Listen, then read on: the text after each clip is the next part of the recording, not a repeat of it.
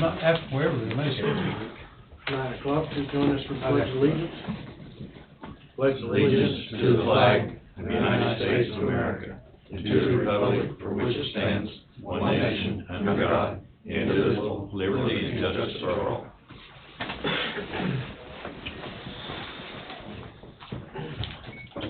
Good morning, all. Morning, Chelsea. First on the list today is approve the minutes of June 6th. I'll make the motion. Tim's moved, I'll second. Don's second. Any discussion? Hearing none, all in favor say aye. Aye. Motion passes. Miscellaneous motions. Move to authorize and direct the chairman to sign invoice letter to WCNOC regarding annual payment for management of Coffee County Lake as it pertains to the operating the access system for use by members of the public desiring to fish on the lake in the amount of $112,807.58. I'll still move. Don's moved. I'll second. Tom second. Any discussion? Hearing none, all in favor say aye. Aye. Motion passes.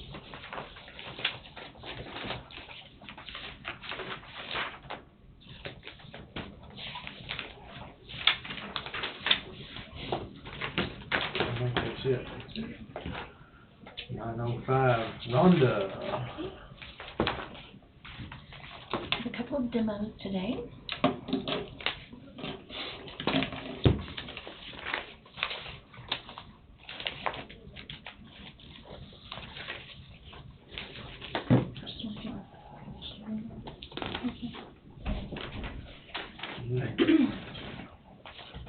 First one I have is at 637 Nebraska in Leroy. The city did take over that one. It is definitely in the need of coming down. They are just requesting waiving of landfill fees. It's just the house there, the trailer. Yeah, there's, Building beside it. The trailer and the garage over there is separate. Oh, okay. It's a little bit deceiving, because there's probably 100, maybe 100 feet between the yeah. house and Oh, okay. the house Yeah, and it's the just trailer. yeah. You said this is Leroy? Yeah. It's right east of, it's right Cool. northeast of the concrete bench. It's unbelievable.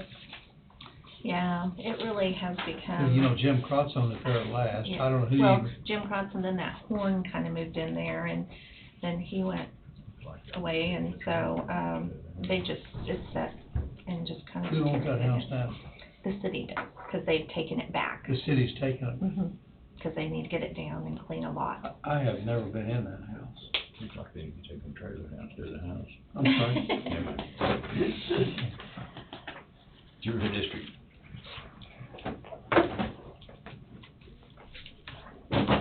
Do we waive landfill fees when a city owns a house? Well. Okay. You know, they are gonna First put time I it, think it's come up with a city owner property. they're gonna put it back out there, and they've asked the housing authority if we would be interested in possibly doing something in the Trying to future. sell it. Yeah, or donate it. If the city's gonna make an effort, I'm all for it. I'm sorry? If the city, any city's gonna make an effort, I'm all for it. Yeah. I am too. Also move, we waive landfill fees.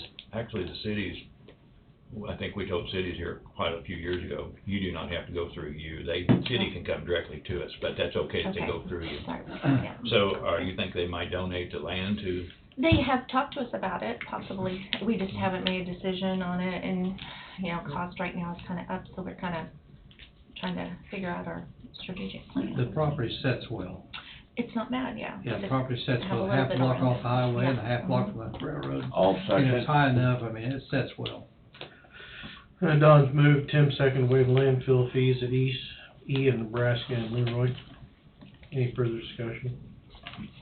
Hearing none, all in favor say aye. Aye. Motion passes. And I have one more. I'm not bringing anything easy today, so. but I've been asked to bring it to you, so. Some good barnwood there.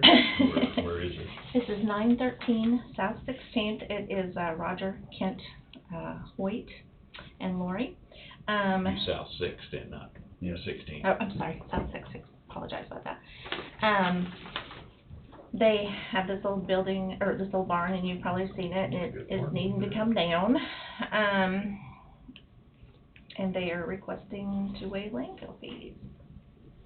That's my district, I've seen it many times, I'll make the motion. Tom's moved. I'll second. Any further discussion?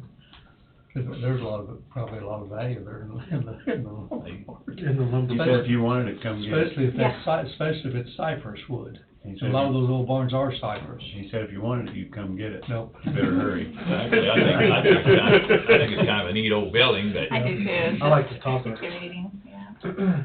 Neat design. Tom's moved, Jesse seconded. Any further discussion? Hearing none, all in favor say aye. Aye. Motion passes. I told him the same thing, he said, yeah, if you want it, go ahead and get it. If that's cypress, there is value. Yes, there is. Yes, there is. Cause it'd be probably an inch and a quarter thick. Under what the supports are.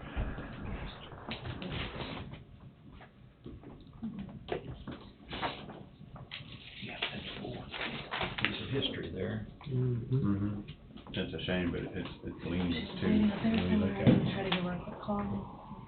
Yeah, we can. She might be coming upstairs right now. Waiting on 905 Shirley for the museum.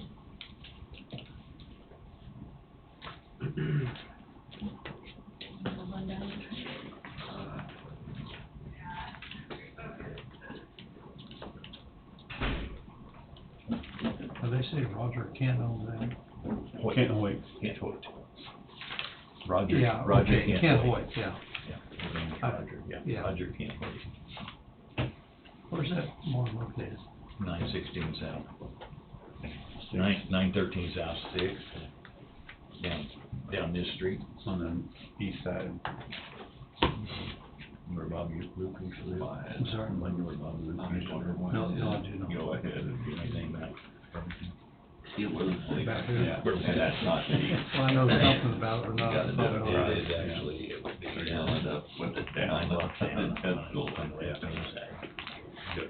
But down towards Another County barn Farms, is worth some money. I was going to look and see if there's a site on here. Get there and get it more. And they're a pain to, Kent. I had one. Hey, Bob, this carnival circus agreement between the county and the city Just kinda get. that we have here today, does that have to be a motion to sign? Well, it's spare time. Enter into, I would, this is this is not really a contract, it's just an agreement. I would recommend it that way, that it's an official document. If you signed it, right, Well, no, I haven't signed it yet. we would either have to authorize you to sign it. I guess if we'd authorize you to sign it, that'd be the same as agreeing to it. That probably protects you a little bit. We could probably go ahead and do this then while we're waiting on the, Wasn't there some changes to that? Wade took care of those, I spoke to him last week briefly about those. If you, okay. I guess if Wade approved it, then he guess it'd be okay. Pretty much did, yes. because I think we went to Wade had some changes he wanted to do, he went back to Right, the there he is, yeah. attorney. Alright, you good with the agreement? Does this need to be a motion to authorize director chairman to sign the agreement between the city and the county for the circus? It probably is good as a place mark in case there's any issues to come back, is my opinion, but yeah. So I made changes or recommended changes, sent it back to the city, and this has those changes within it, so I'm fine with it. Motion to authorize director chairman to sign agreement between Coffee County Commissioners and the city of Burlington and the Burlington Rec Center regards to the circus carnival. I'll make the motion. I'll second. Tom's moved, Tim second. Any further discussion? Should that really be Burlington Rec Center, USD 244 Rec Recreation Commission. Burlington Rec Center is their location in Burlington. It's not their address and it's not their official name. Their official name is 244. Or is it Recreation Commission. or is it understandable enough? I just referenced the parties, so it's between the county, the city of Burlington, and whoever is listed on page 2. Burlington Rec Center. I just say, if that's what it says, Burlington Rec Center, that way we're all, I just wanted to sense whether it needs to be the official name or not. yeah, and that's what they put, so That's what the city put on here. I think as long as it tracks with that document. And basically that document, the revisions that were made, deal with if someone needs to go check it out prior to the carnival coming in, so that if there's existing damage, then it can be noted, and that would allow someone from the county to go, and they do that together. Second part is if there is damage after the carnival and the city and the county can't agree on what the cost of that is or what the damage would be, then it allows an independent third party to come in and evaluate and come up with a price, and then their price is what, It's paid. well, that controls. So hopefully that doesn't happen, but you have to have the contingency built in my mind. Okay, Tom's moved. I'll second. Already did. Oh, Tim seconded, okay. Any further discussion? Hearing none, all in favor say aye. Aye. Aye, motion passes. So you said I need to sign all 3 of these? Yes. And Shirley is headed this way. She was understanding that her time was 9:30, but she's going to head over.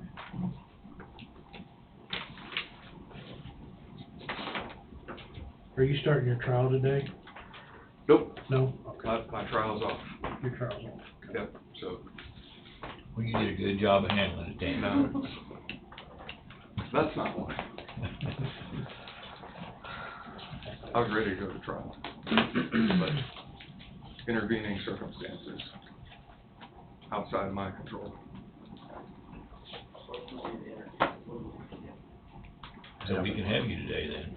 Well, it would have been next week. But we can have you today then. You can have me today. If we want you.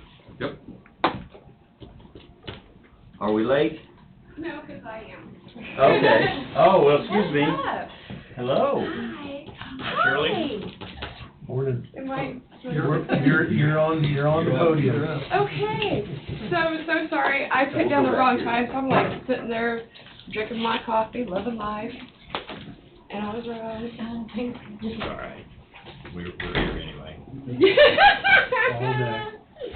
So, I'm going to introduce myself. My name is Shirley. I am from the museum.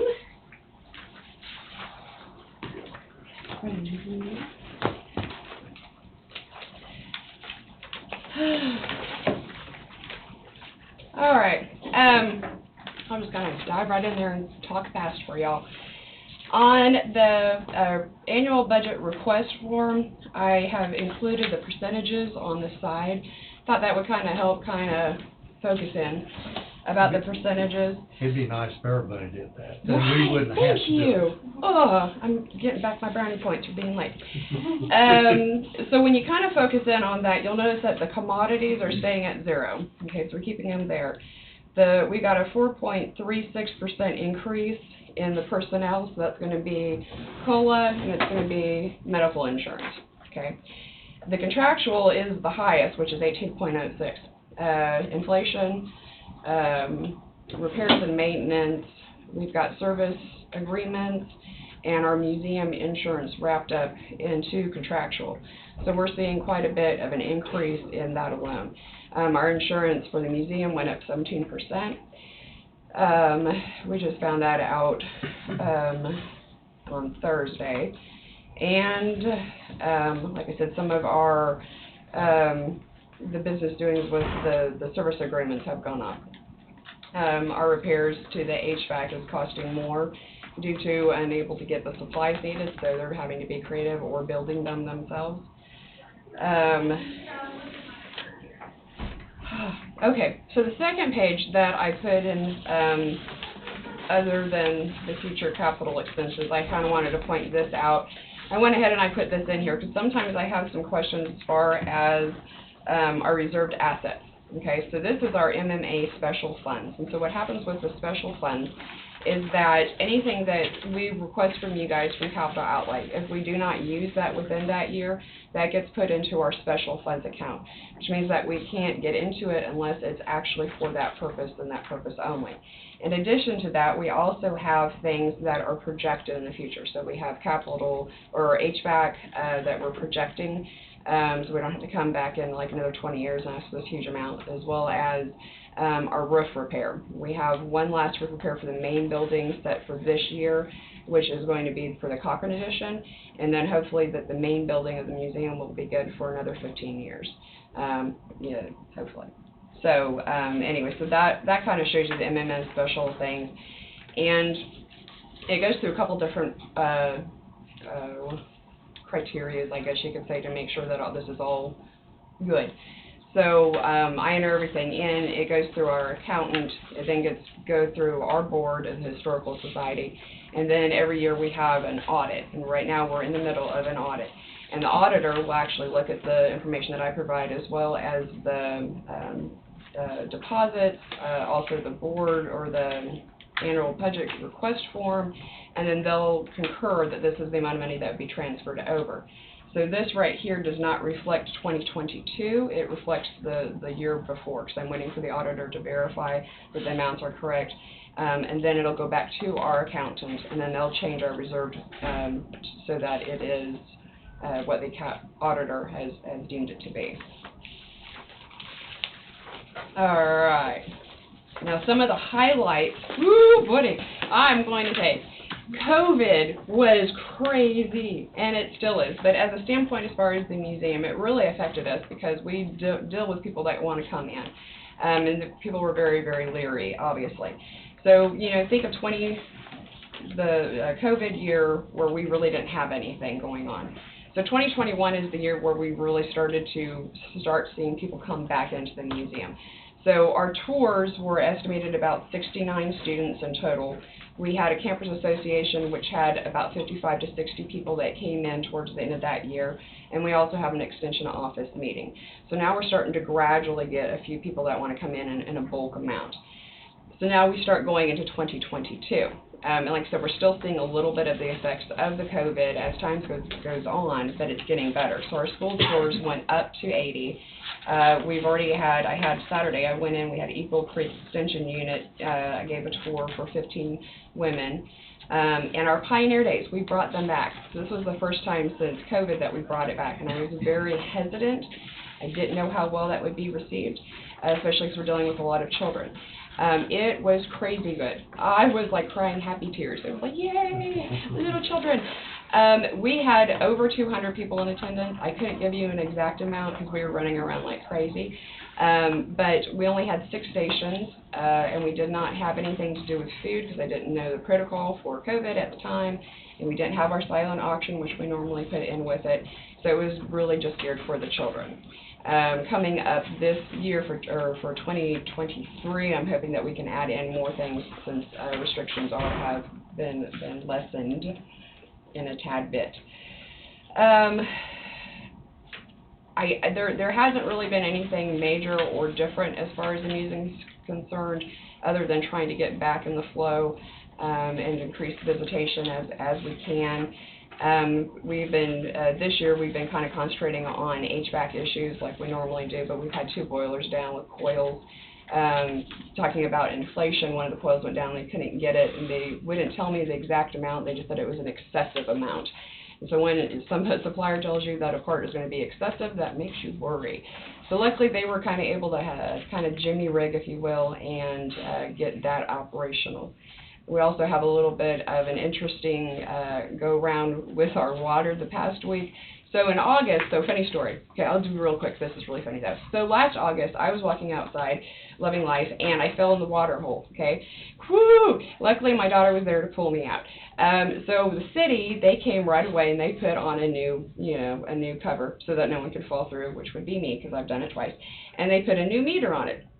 great. And I just had HVAC work done, and so our bill went up. And I thought, okay, our HVAC, you know, this is what it is going to be because our HVAC is working. Well, come to find out, when they put the new meter in, they put a wrong number in, a step higher. So we had this overage now with the city. But I would like to point out, the city was right on it, and they were super awesome. I mean, Danny caught it just like that. He goes, well, that's running too much water. So they came out the next day, they fixed it.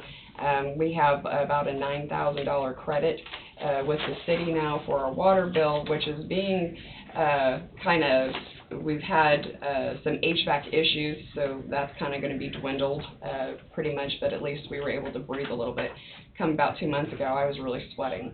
We had offered a part-time position available. There was a couple people that wanted it, but they had to wait until the end of the year, so I kind of pulled it to the end of the year, and it also helped because I didn't know how much I was going to be needing for our extra water, you know. So hopefully now we're all good. Sounds like a good time. That's right, it was. Oh, and then it was like a couple days later I got a text, hey, your backflow preventer is leaking. So I had to Google what that was, but I didn't know what it was. And sure enough, it was. And so we had them turn that off, and I was like, no more water. So, positive note is on the outside, is not on the inside of the museum. We do not have any water damage. So. All right. All right. In your summary page, just like the expenditures, you've got listed at 283 plus, bracketed 317. What's the 317? Which page? It's on the third page. The third page. See, the first page is the summary. On this page, first page is. I thought I figured it out, I had time Oh. to go through all the figures. This one right here on this Yeah. one, or for 2001? That right there. Okay. The expenditures, We're 283, but then you got bracketed 317. What's thank that you stand so for? much, yes. What's that stand for? Okay, so I was trying to overachieve. So basically what that indicates is that we used 283. We were budgeted by you for 317. So I kind of assumed. Yeah, that. I wanted to show you, you know, what you had given us and what we actually used. Like I said, 2021 was a crazy year, but I wanted to be on the up and up as far as what we used and what we did not use. The first few pages got some similar numbers. Yes, so, But that's what, budget of 317, you only use 283. exactly. That's great. I kind of assumed that might have been what. Yes, thank you. I had totally forgotten about that, so, rock on. Well, we'll set this aside and visit in our budget. But you're not looking at any major expenditures like we were a year or two ago with the parking lot. No. And you're planning for the roof and everything. Oh, else. yeah, that's already taken care of. We got that in special reserve. The only thing that I'm looking at possibly having, I have to look into getting somebody to appraise. We've got a mammoth, a 90% mammoth. What? How crazy. And so our professor is coming down from Florida. He's going to help set that up in July. And so I mean, I could give an assessed value, but I am not, you know, the person to ask for. And considering a mammoth is going to be fairly expensive, I want to hire somebody to come in and to assess the value of it for auditor and all that. That's the only thing that I can think of this year that's going to be something. But nothing that I would require me to come say, so. I think I say this about every year for the last few years. I think it's pure joy, Shirley coming in after some of the experiences we had a few years ago with the museum. So I always appreciate her coming in. Thank you.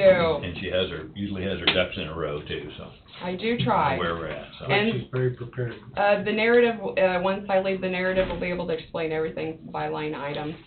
So, all right. Thank you. Thank you so Yeah, much. Thank you. Thanks, Shirley. Mr. Wayne Blackburn. Yes, sir. All right, I also have James Eisman, so James, come on up. What I have is just one motion for you today. You have some checks. And so with that motion, just to do the introduction onto it, what it amounts to is Bridge 6A. There's two landowners where we're going to need to acquire right-of-way and then also easement.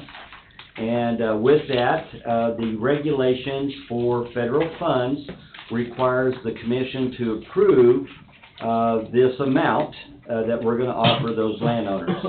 And that's what this motion's about. The last time we done this was about 7 years ago, and this was that bridge just north of Gridley. And so we had to do the same thing there. I had Terry Anderson basically do the appraisal on it, and Bob probably remembers that. And so with that, that was the amount that we paid them. But since this is under $10,000, we do not have to have a formal appraisal. So we just basically utilize the county services, and that's what James will be able to visit with you about. Now, why do I have James here? Well, the guidelines for KDOT is any purchasing, any right-of-way acquisition requires a person to be certified that basically goes through the website and takes the test. Okay, Wayne, why didn't you take the test? Well, when they do the audit, I won't be here. They'll do the audit with somebody that's gonna be here, and that's gonna be James. So it made no sense for me to do this again, when James would basically be the one to be able to answer their questions. So that's why we're here. The motion's in play.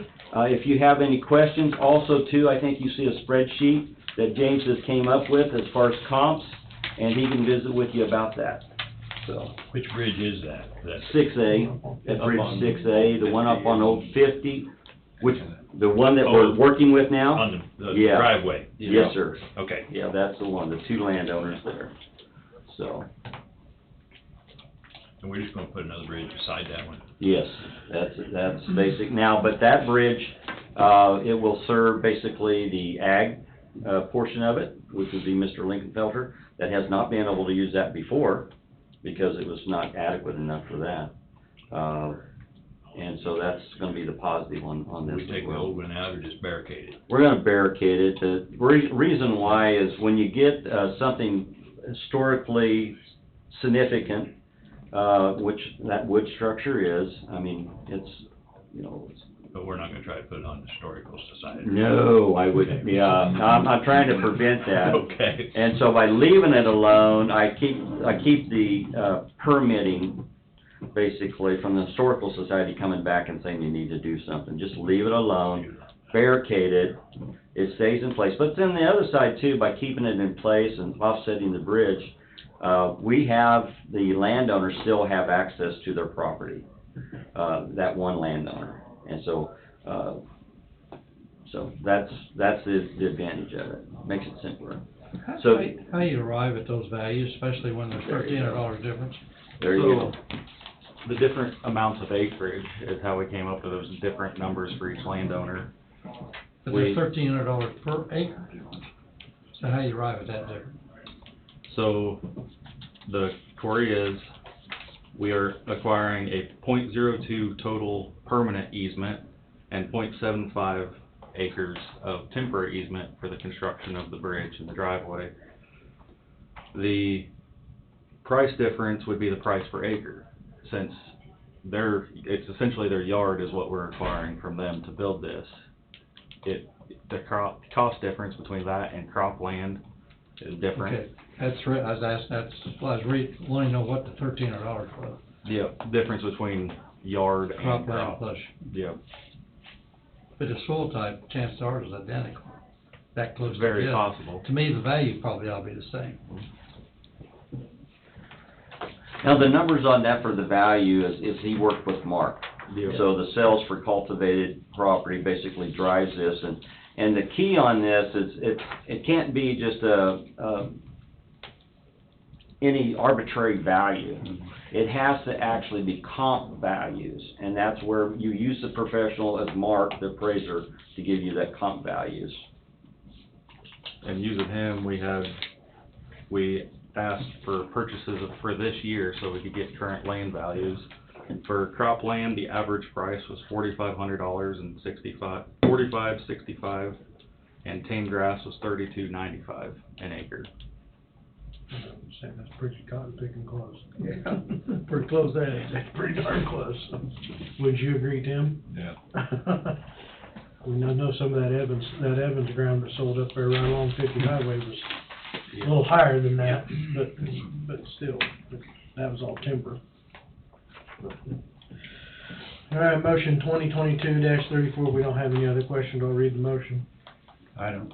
motion 2022-34, easement right-of-way purchase based on the recommendation of the county engineer to authorize the county engineer to acquire the necessary easement and right-of-way property for County Bridge 6A, KDOT number 16C-5074-01 for the total amount of $1,302 for Alberto and Tina, whatever. Korea, and $2,321 for Jeremy and Carrie Lingenfelter. I'll make the motion. Tim's moved, Second. Tom seconded. Any further discussion? Hearing none, all in favor say aye. Aye. Motion passes. Thank you very much.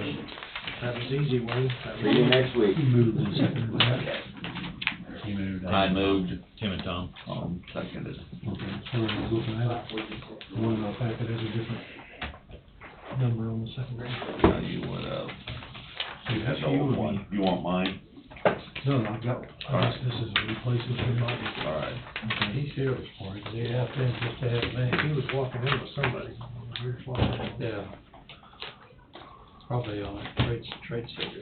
He was downstairs, so I'm gonna text him. We're a little late.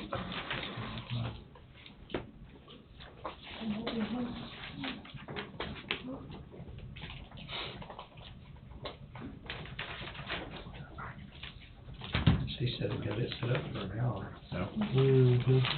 Well, last I knew anyway, that's what it was. But it was kind of resemblable. Brad, did you get the right one, because there was a change on? Yeah, I did, it was laying here, but I didn't realize that was mine. Thank you, Yeah, Bob. there was just one The number was different on the number. Lincoln Plumbing track, so. Wayne didn't go over his construction zone, so. We'll be back next week. I can't tell if the floodwaters are rising or if they're lowered. They're going down a little bit. Are they? Up north, it just doesn't seem like it's moving much at all. I think you still got the river coming at you up there though. Yeah. They've opened those gates up, they're letting it roar pretty good right now. How much rain did they get in Emporia, I wonder?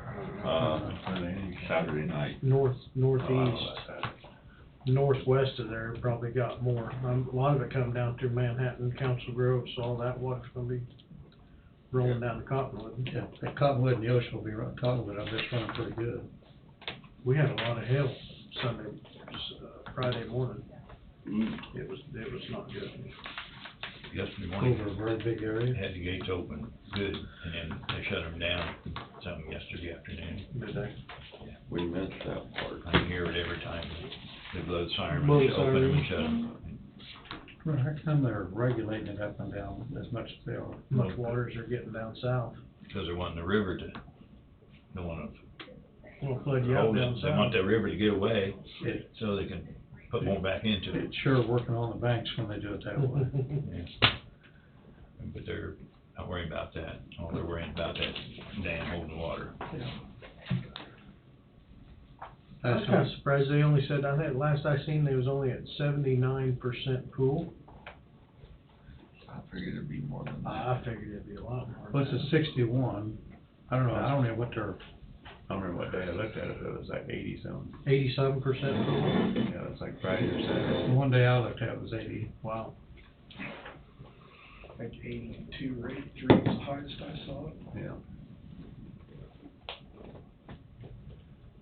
There's a lot of water back there. Mhm. That's all I can say. Lots of gallons, a lot of cupfuls. I don't know, we wanna take a short break, we wanna we can go through and sign some of this stuff while we're waiting on people, I guess. Go ahead and knock it out. Looks like there's quite a few things to sign. Make sure you just with the vacation. And that is, check that number one, for number one. Okay, Otherwise, we don't need to discuss that. okay.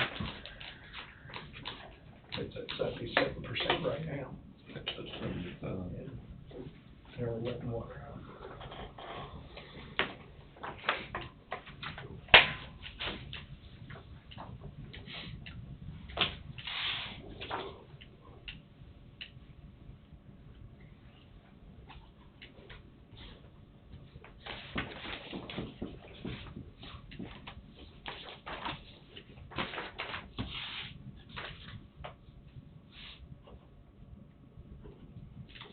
Did the old boy ever get done down at the filling station, tearing up all the concrete? Concrete's all, probably needs another load of, or two of screenings to get it packed in, be Well, ready. I didn't read their scope of work thoroughly, good thing you mentioned that. So Bobby had in there to put it all into, grass. Bring all the dirt, bring it back to So dirt. I stopped in and asked the contractor, would there be a deduction to turn it to gravel as opposed to grass? And he said, no, not really, because it'd take a lot of gravel, so he already had the dirt located, so I guess it'd be up to us if we wanna gravel that or cut dirt. See the benefits between grass. What would be the benefit of grass? That's Well, the only benefit I see, it will deter from being a public parking lot. So, True. that would be the only benefit. Public parking lot wasn't our goal when we did it. Correct. So it was in Bobby's scope of work to have that contractor turn it free in dirt and plant grass, but with all the rains and everything, you've missed planting season, so.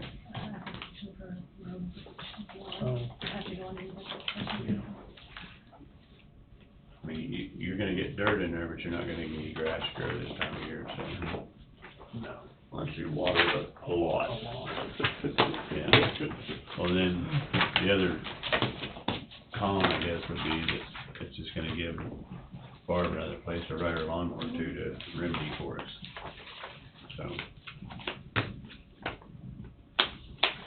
Guess we need to make a decision on the way you want. It looks like we'd take over another 2 or 3 loads of something and get it leveled off. Can we put tape up for boundaries if we don't wanna turn it into a parking lot? I'm sure if we own it, we can do anything we want. This whole bunch here. Like I say, if it turns to grass, it becomes a maintenance, you put it to gravel, I mean, just have to have Well, I sent weed a text farmers, message not the other spread day. weed. Yeah. There's still Oh, okay. a If minimum you want amount to to run be down there, looked see at. where it's got, on the frontage, Give us- if you will. Well, there's 2 ways, if 5 to 10 minutes, putting gravel we'll be in done the here. parking lot, I guess we're not doing anything else with it. You know, what's wrong with them parking on it? But that's not our intent of what we bought it for. Correct. It was, and I don't wanna put a gravel in just so somebody else can have a parking lot either. And that wasn't the intent either. No. So, but grass is more expensive, you're not gonna get grass now until September, October probably. Another thing about parking lots, if you have a truck pull in there, they're gonna be sitting there idling all night long and it's gonna make some neighbors mad, potentially. Darn truckers, And you never know what, you never know about them. You don't. I don't know. Especially the ones from up north. Yeah. Exactly. So that's like I say, I spoke to the contractor, he said there really wouldn't be any cost savings. He said it's gonna take a fair amount of rock to fill that in as it is. And with, fuel surcharges anymore on rock, and he already has the dirt ready to basically bring in. If we do what our intent was with it, they're just gonna dig it out, so why put rock in and dig it out? Yeah. I mean, if it sits there bare ground for summer, so what? That's my thinking. Put the dirt in it. Put the dirt in it, I guess that was our agreement. Did we have an even 400? Well, what the deal was is we didn't have enough money in the account, Right, I wanted to- I so wanted they to turned around and receive made it that. to 400. No, we Okay. haven't yet, be the end of this month or middle of next. Cause this is not what we voted on. Right, no, it was 91, but still on the other hand to that is, I mean, you know, you're paying up front for installation and you're paying up front for the equipment. Kinda think maybe we ought to have a little left over in our back pocket, for EMP to make sure that we get all the stuff done that's supposed to be done, instead of paying 100% up front. So it went down to 400,000. So it may work out, 491. may work out for the best then. Right.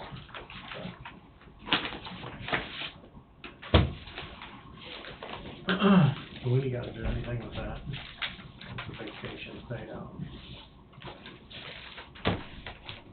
I would assume it's from original position to this position. Is that right? Transition, Transition. hourly to, Hourly, So they're doing- hourly to salary. You get paid for the, see what Bob, What's it, Vacation payout. taking vacation. it's on Amber for the vacation payout before she went to. should have been done before she took the other job. And once she accepted that other one, That was gone. this disappeared. Mhm. That's the way, when Jeff accepted it, Jeff lost all his because he didn't do it in timely fashion. And Bob, you said, Wade wanted him to keep two parts of the meeting separate, so they're finishing up one right now, so if he wanted Oh. to break afterward, that's. Okay. But he said it's only. I guess it would be a weight question, or previous experience says that we didn't do it, like, we did it in a timely, at the right time. We need Wade back there. But we haven't had that happen very often. That's how it was, Mike. And, I think when Tim Austin did it, I think he did his in time and he got it. But that was one of the deals, then when he came back, then we give it all back to him again. So we did a double on that one.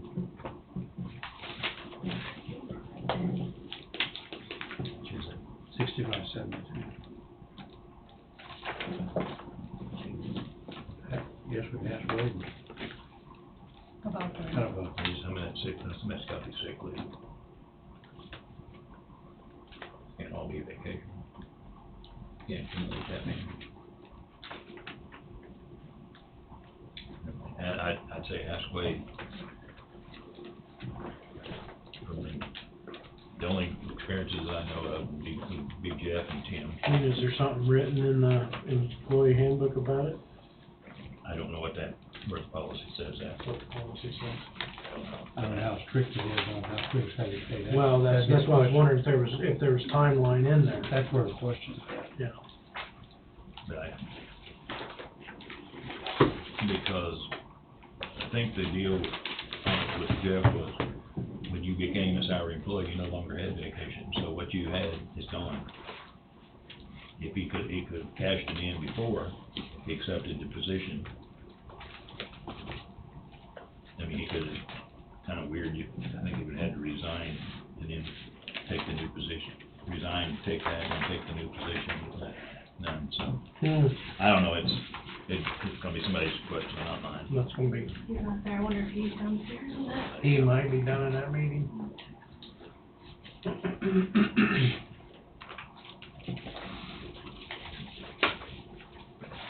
To me, it's kind of an after the fact.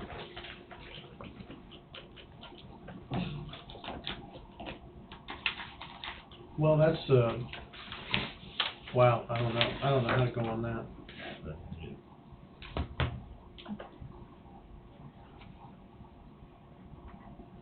The other one of those was a part-time employee, so they were paying a piece of their insurance. And Terry determined that for the when she was doing the new rates for this year, she determined that last year when the rates actually dropped, they didn't drop her contribution that she was paying. That's what So the they- $280 is? Yeah, they did charge her $282. $20-some too much every month, Mm-hmm. so. Just a correction. I don't think they'd ever encountered having the health insurance costs You less. find anything in there? I haven't Yeah. found a head, haven't found a heading for it yet. Got it. I'm gonna say that's gonna be in a large Probably discussion. might not ever. In a large discussion. Or a large discussion.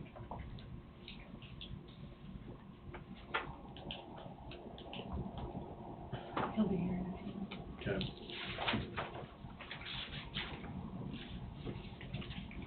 This hasn't been sitting on anybody's desk for 30 to 60 days, has it? No, is that check? Mm-hmm. No.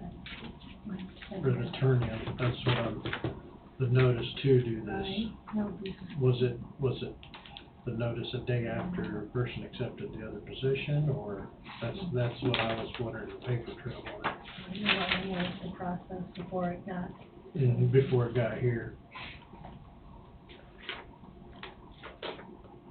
'Cause I mean, there's like no written anything of, hey, this is such and such, I wanna cash in my blank and have a date of that. Or if who does initiate the, or any transition, this is what you'll be doing. Mhm. Do you know how that works, Brad, as far as the process that it took for when somebody goes from hourly to salary by the time the check is cut? I was not involved in that Oh. process. I don't know how they'd give it up before they had the other job. Well, you why wouldn't they know. would give it up before You wouldn't they know. Right. have If the you had other, the new job and right. if you pronounced that you give up all I the mean, the county or they won't basically, I mean, if I came in today and said, give me all my sick leave in cash, you'd say no. But if you'd been offered another job, you could have resigned that job and then accepted the other job. Is that not in effect what she did? She didn't resign. no, I don't mean, know. I don't know why there would be I a know that resignation. she moved from one to the other. I mean, And as a matter of I fact, don't know. that one position was done away with. I think that as far as what you have from Terry and Angie worked on that, and I don't think they were investigating the question that you have is whether, maybe they did. But I think they were mostly concerned with getting it right as to what was accrued and when, and so I think they're confident that the number is correct. Oh, I don't have a problem with what it is. And Angie could answer that question, and unfortunately isn't here, and I can't off the top of my head. I can inquire. I feel that the individual is owed it, the individual is owed it, if acquired it, they're owed it. My 2 cents worth. Would you like to see it? Oh, I'm on, this EMP Shields thing.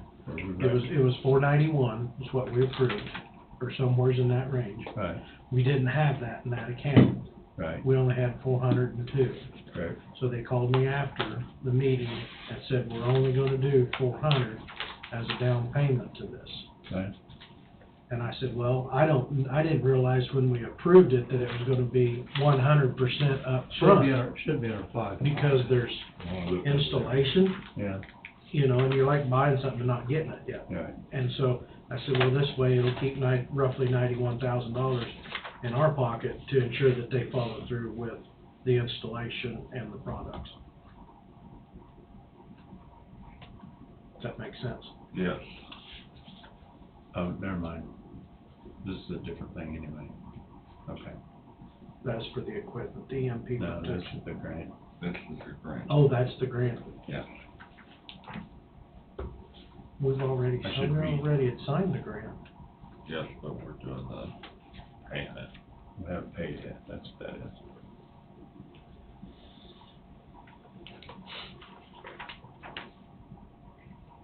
Here's the other one. 555. Okay. So the Look at the 55. That's what I'm looking. 55. But it don't, loan, or it the, don't take care of it. One was grant, Take one care was of the this purchase. issue.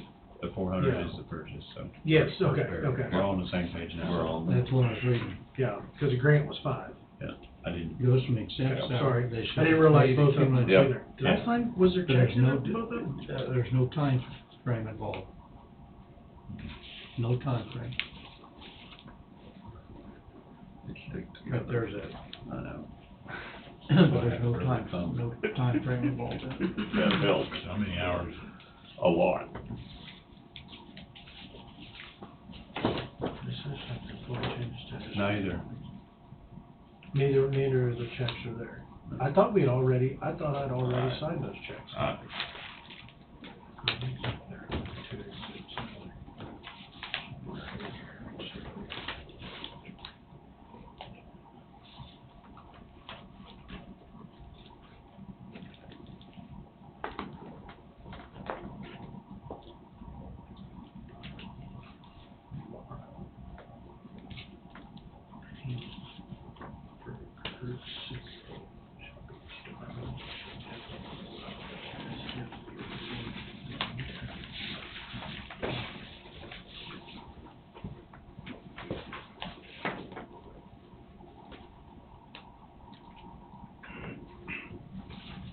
There's no hours listed. Say when it has to be done. But I don't understand voluntarily left the county employment. The Well, payment for. if you voluntarily leave, then you get paid a certain portion of your sick When you leave. get your sick leave. And your vacation. So would that be considered, that's not voluntarily leave? I think it's just to follow the same procedure. If somebody voluntarily leaves on good terms, they get paid. This is the same situation as this. Okay. I know Jeff was a weird situation, because Jeff lost something out when he left, that's all I know. And then when Tim left, I know Tim didn't lose anything. So I don't know how it works, I don't know. 284 hours Of what? at 29.86. That was her wages. What's the And what's the total vacation you can accumulate? I can't answer, I'd have to look at the book. That's what we're looking at, 284 hours.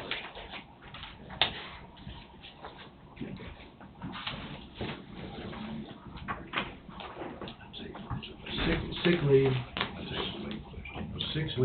sick leave's 160 hours.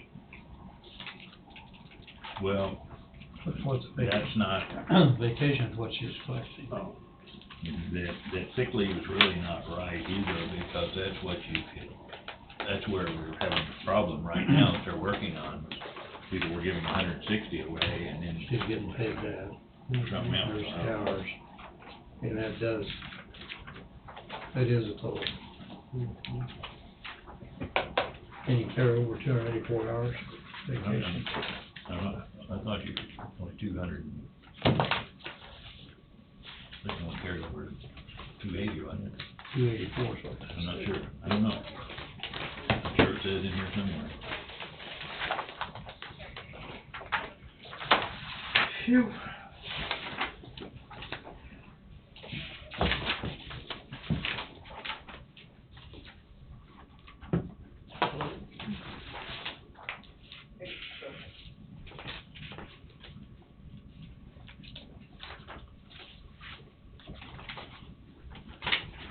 Vacation, sick leave.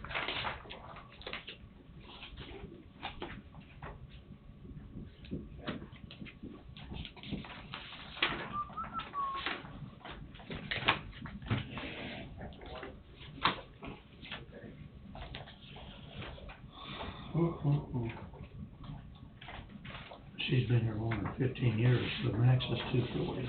Says maximum accumulation is on a calendar year basis and does not include the current year required vacation time. So if she carried over 280 and she has some from this year, that's part of it. So that's why it could be 280. Maximum hours accumulation, does that include the carryover plus earned? Oh, that's 240. That's 240. That's 240.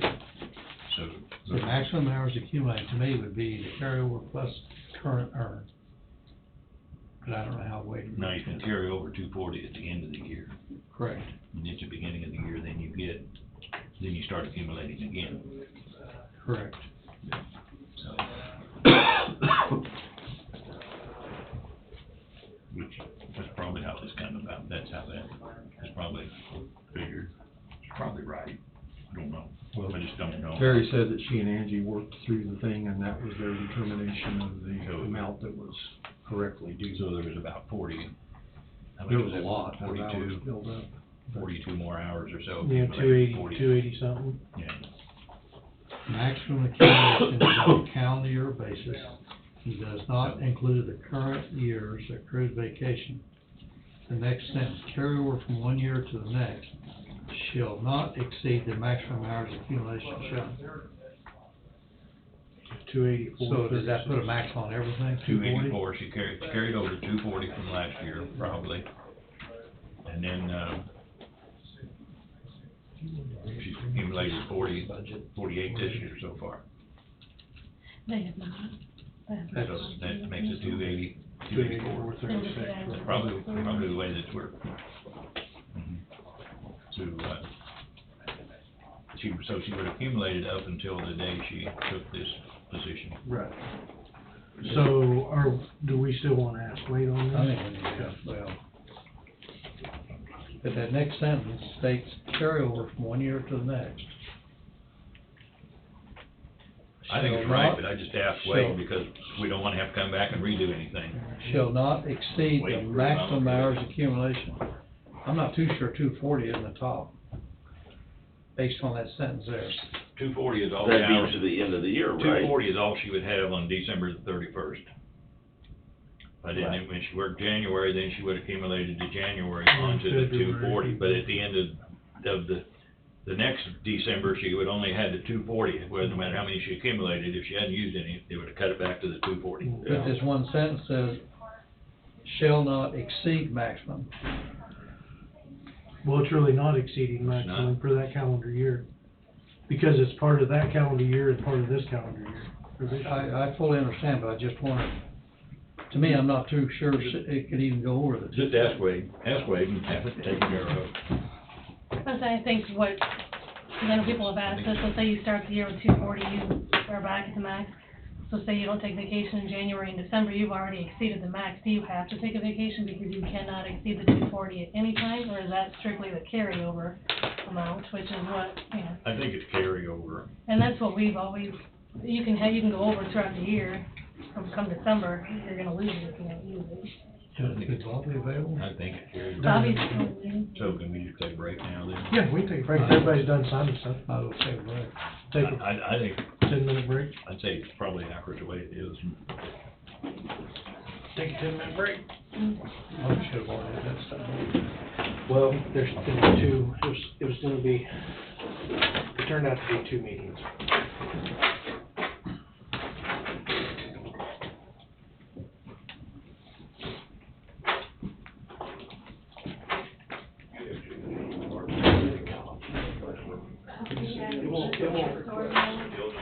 It's rough.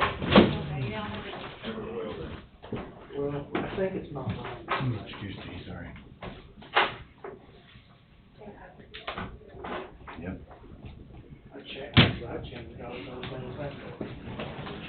Rush go. This one never shut. That one gets used more.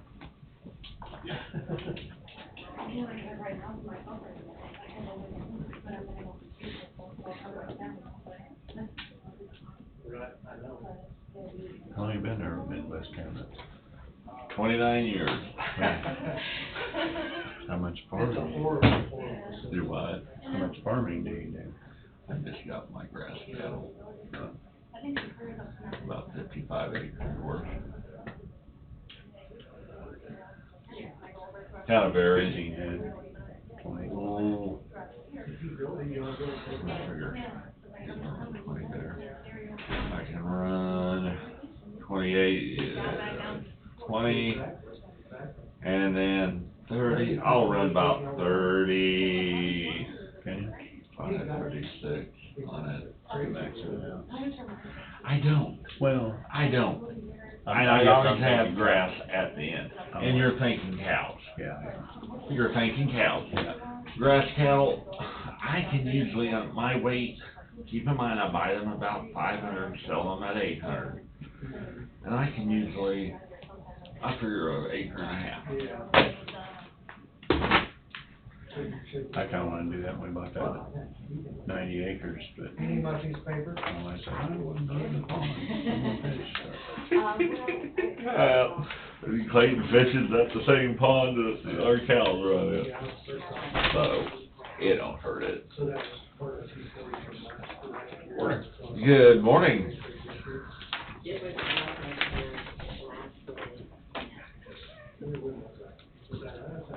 Here, this will be an easier way to do this.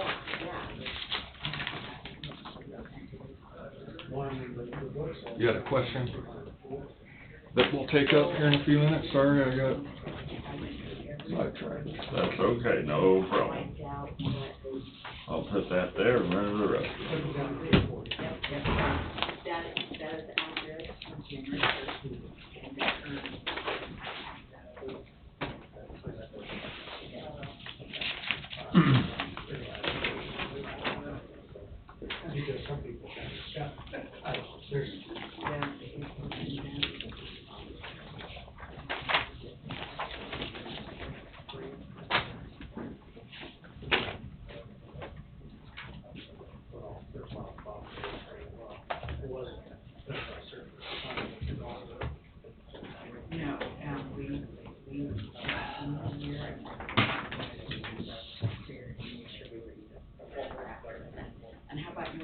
I'm gonna sneak right around the side.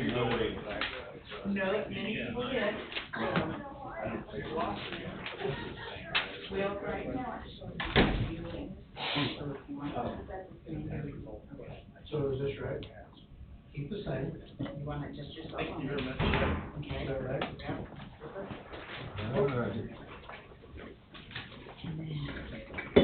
That one says you yourself. Let me see what else was in the chair. So was I previously? You have yourself. Oh, I did? Okay. Scribble that there, and then basically just that one there is the one you want to do. Okay. No costume mark. Yep. Yep, we're good. All right.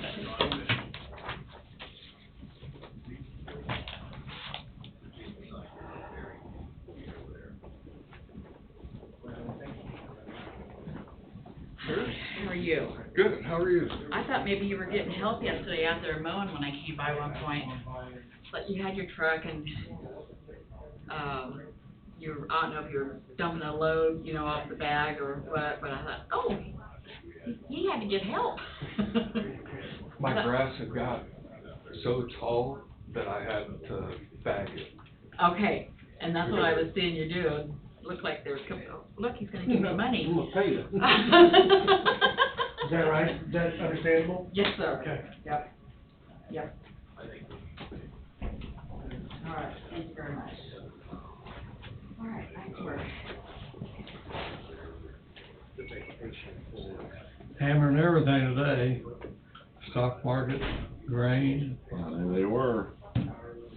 They said that about 6:30 this morning. I'm surprised stock market ain't down more.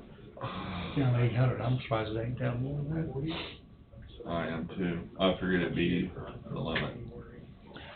If they even got a limit, all they do, if it falls too much, they just shut it down, don't they? Yeah. That's Yeah. how they control it.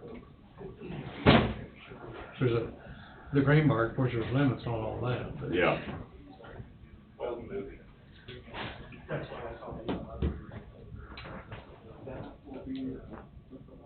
These creeks are high enough now, these big yellows have moved up in those creeks all the way. Jeff and his middle son Ryan, they've caught 3 nice yellows the last 4 days.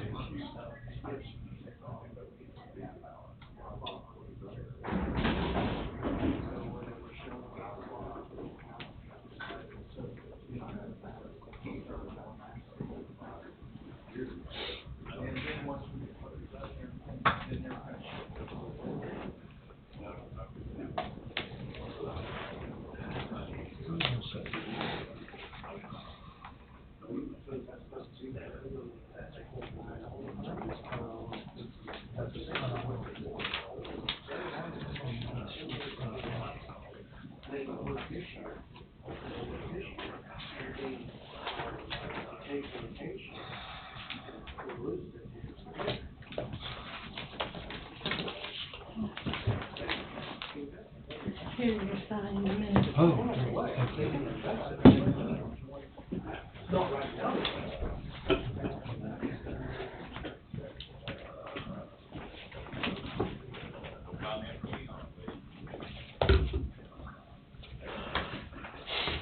We got a little time left, don't we?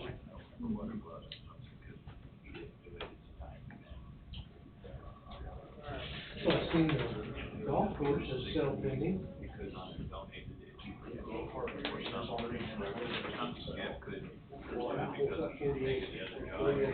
The whole thing. Yeah. 40.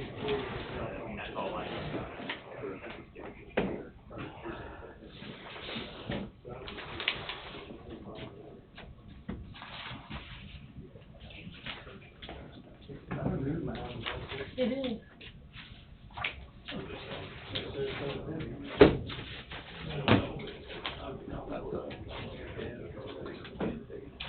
Well, yeah, it's okay.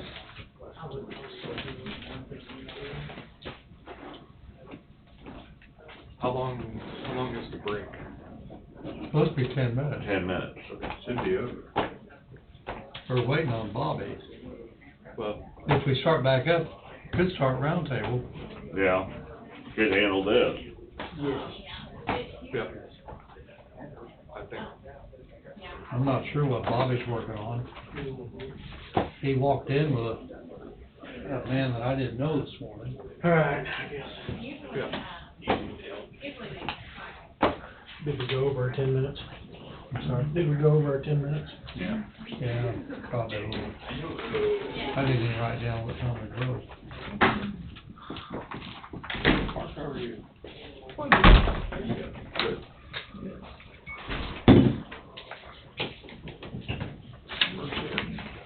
It is. Okay, Wade, Do we need to wait for Brad to come back in?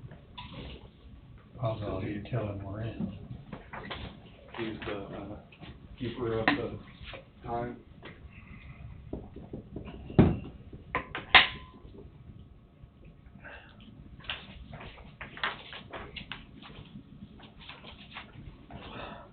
every time I leave, somebody puts more paperwork on my desk. That one was not me.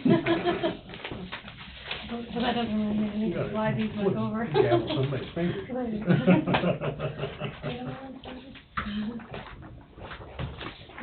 Someone stole my pen. I don't think I did. Nope, there it is, I hit it from you. Okay. We have a vacation sick leave buyout Okay. totaling 286.30 hours Okay. is the question at hand. 284.36. Okay. Can we maybe handle that at the back end of the, Okay. and it may require going into possibly executive session. I don't know. I need to, when we have a pause, I can take a look and then we can figure out where we need to go. But I might suggest, I think Terry probably about to talk to a couple of you. And if you wanted to talk to, Terry has all the numbers, Okay. calculation, and so Okay. he's not, and to tell you the understanding they were working under and making those calculations. Okay. I know I guess the they wanna know person if that's- and the clerk was hands, and Terry was hands-on. Okay. So they could give you clear information so you could determine was the assumption correct that they were working under.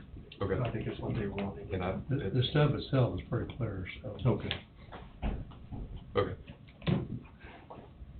I just know things at a cursory level because it just sort of got brought to my attention. But we'll take that up here in shortly, I guess. Okay.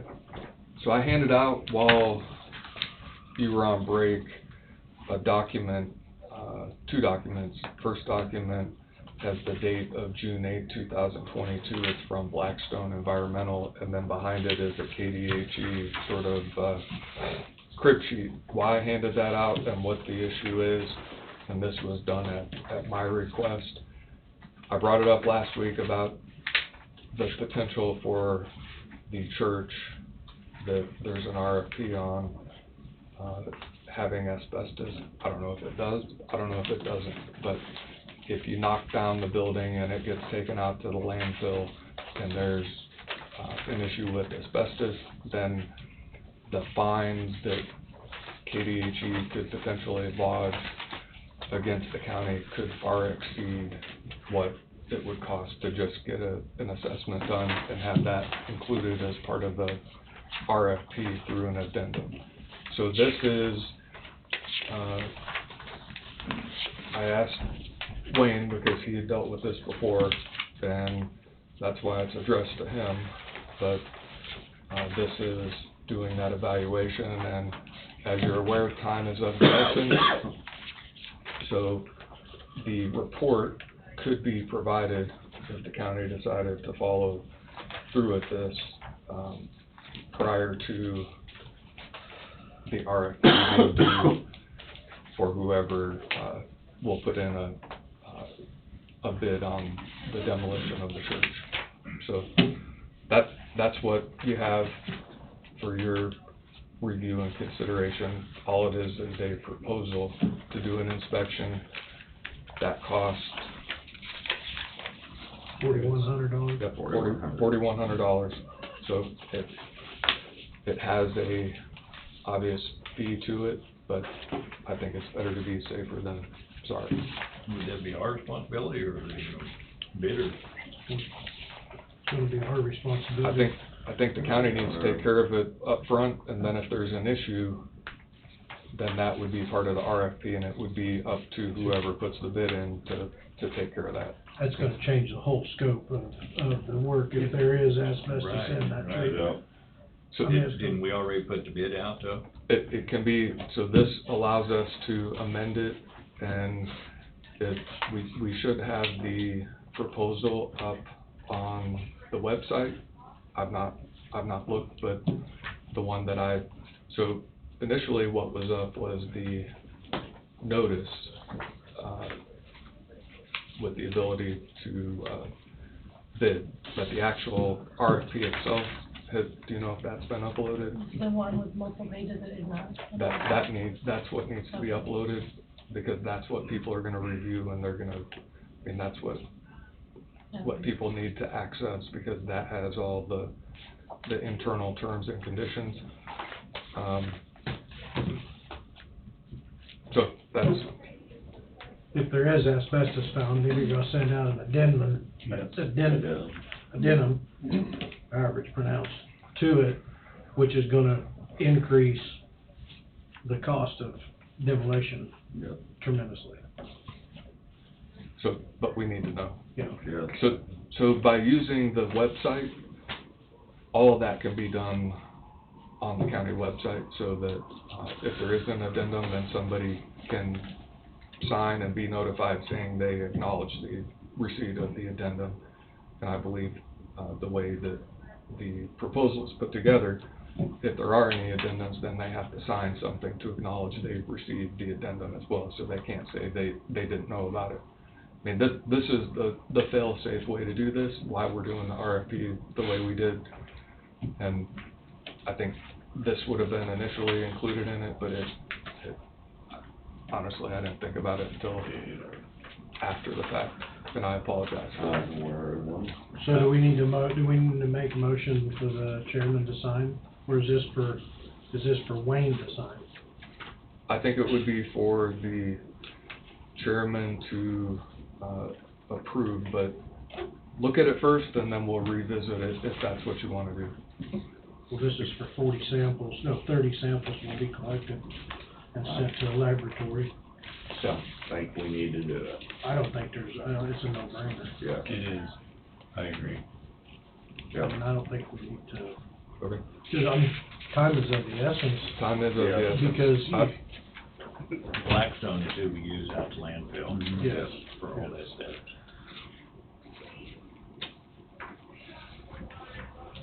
Do we need a motion? I think you would need a motion. I think this is, I mean, in the past, I believe this would be considered a professional service.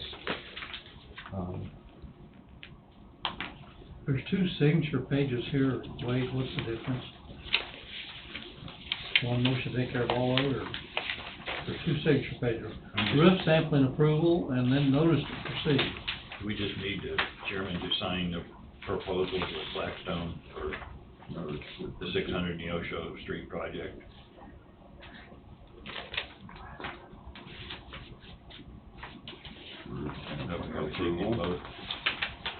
I think, I read the roof sampling approval they're gonna cut into your roof and they're gonna temporary patch it, so yeah, I think that's, basically you're acknowledging that once they cut in that roof, that Yeah. it could possibly leak or something. yeah. It's basically a waiver of Yeah. liability. But if it's gonna be knocked down, then Not hurt anything. So it'd be a motion to authorize the chairman to enter a contract agreement with Blackstone Environmental for asbestos inspection, 600 North Street, Neosho, Neosho Street, Coffee County, Kansas. although this says, Burlington, 600 Iowa. Burlington, Iowa. that's not gonna work. Because I don't think the people in Burlington, Iowa are gonna appreciate us tearing down. That's our church. Or whatever it might, it might be their courthouse. I just seen that when you mentioned it. I'm sure everybody knows where they're going. Yeah,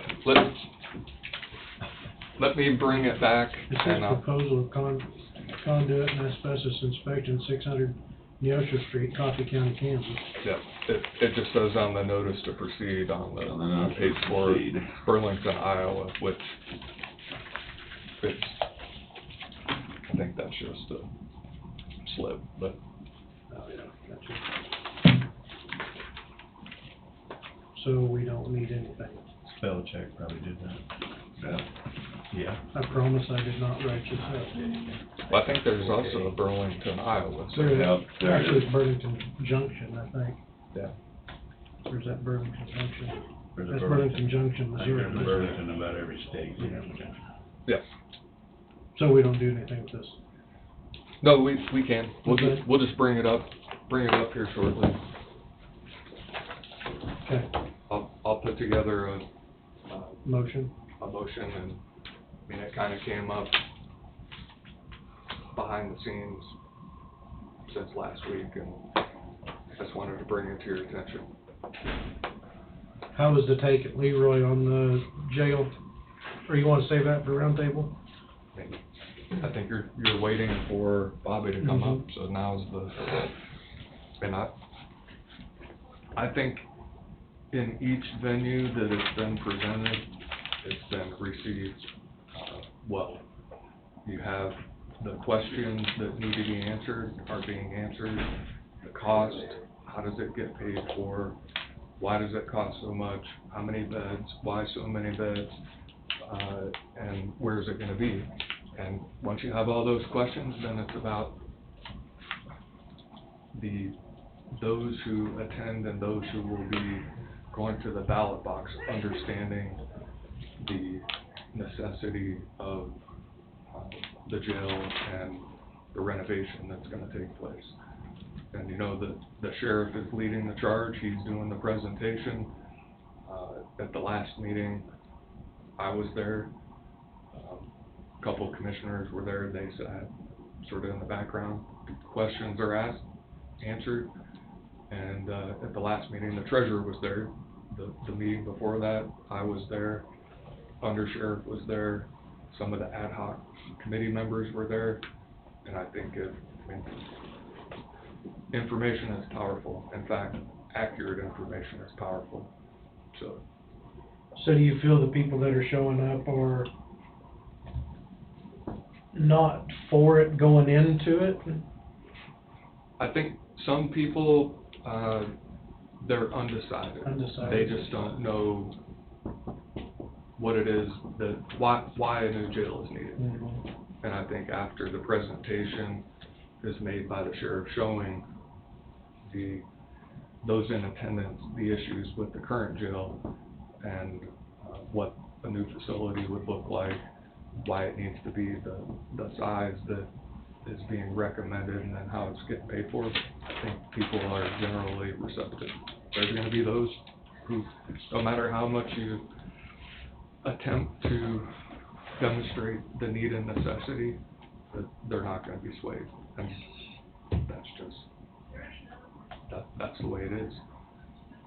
So, I think overall it's going well. I don't know where the next stop along the way is, but I know next week there wasn't. Waverly the 16th or Thursday. Thursday? So the 23rd, there's not one, but the only reason is Yeah, we because, skip 1 week after Waverly. And then it's Well, Lebo. the reason why is because there was a jury trial. And the sheriff's department and their manpower was gonna be used to handle the jury trial. Now it's not going, so sort of unfortunately a dead week. So, I think it's going well, but, you know, I guess August 2nd is the true date. I was personally hoping the attendance might be a little bit larger, and as we move along, it may become a little bit larger, Waverly, Lebo, New Strong, and Burlington, but, you know, lots of good information is being provided. I think it's been well received. So, I would like to see a crowd Thursday night I'd at like to see a few more people show. Been about 12, 15 citizens at Gridley and Leroy both, at each one. But Tom's providing a huge amount of information, getting all the facts out there. You lay the facts out. Goldberg had any of their staff at the meetings?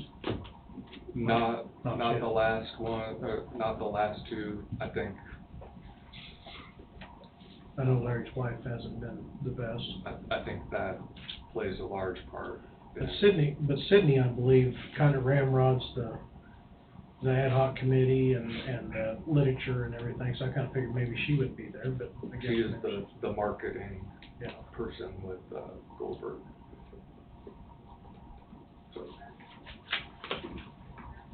So while we're still in sort of a holding pattern, the one thing I'll bring up, and Commissioner Johnson brought it up to me, and I've mentioned it before, at least for the county attorney's office and for the district court, considering ballistic glass. And I know in today's day and time, and, you know, it's not something that's ever been here before. When I was in Allen County, it hadn't been there before, and if you go to Allen County, a number of the offices in Allen County now have ballistic glass. Why do you need ballistic glass? Why do you not need ballistic glass? The counter to putting up something like ballistic glass is you are feeding into the issue that something is going to happen and we need to not live in fear. The counter to that is, and I didn't have ballistic glass when I was a county attorney in Allen County.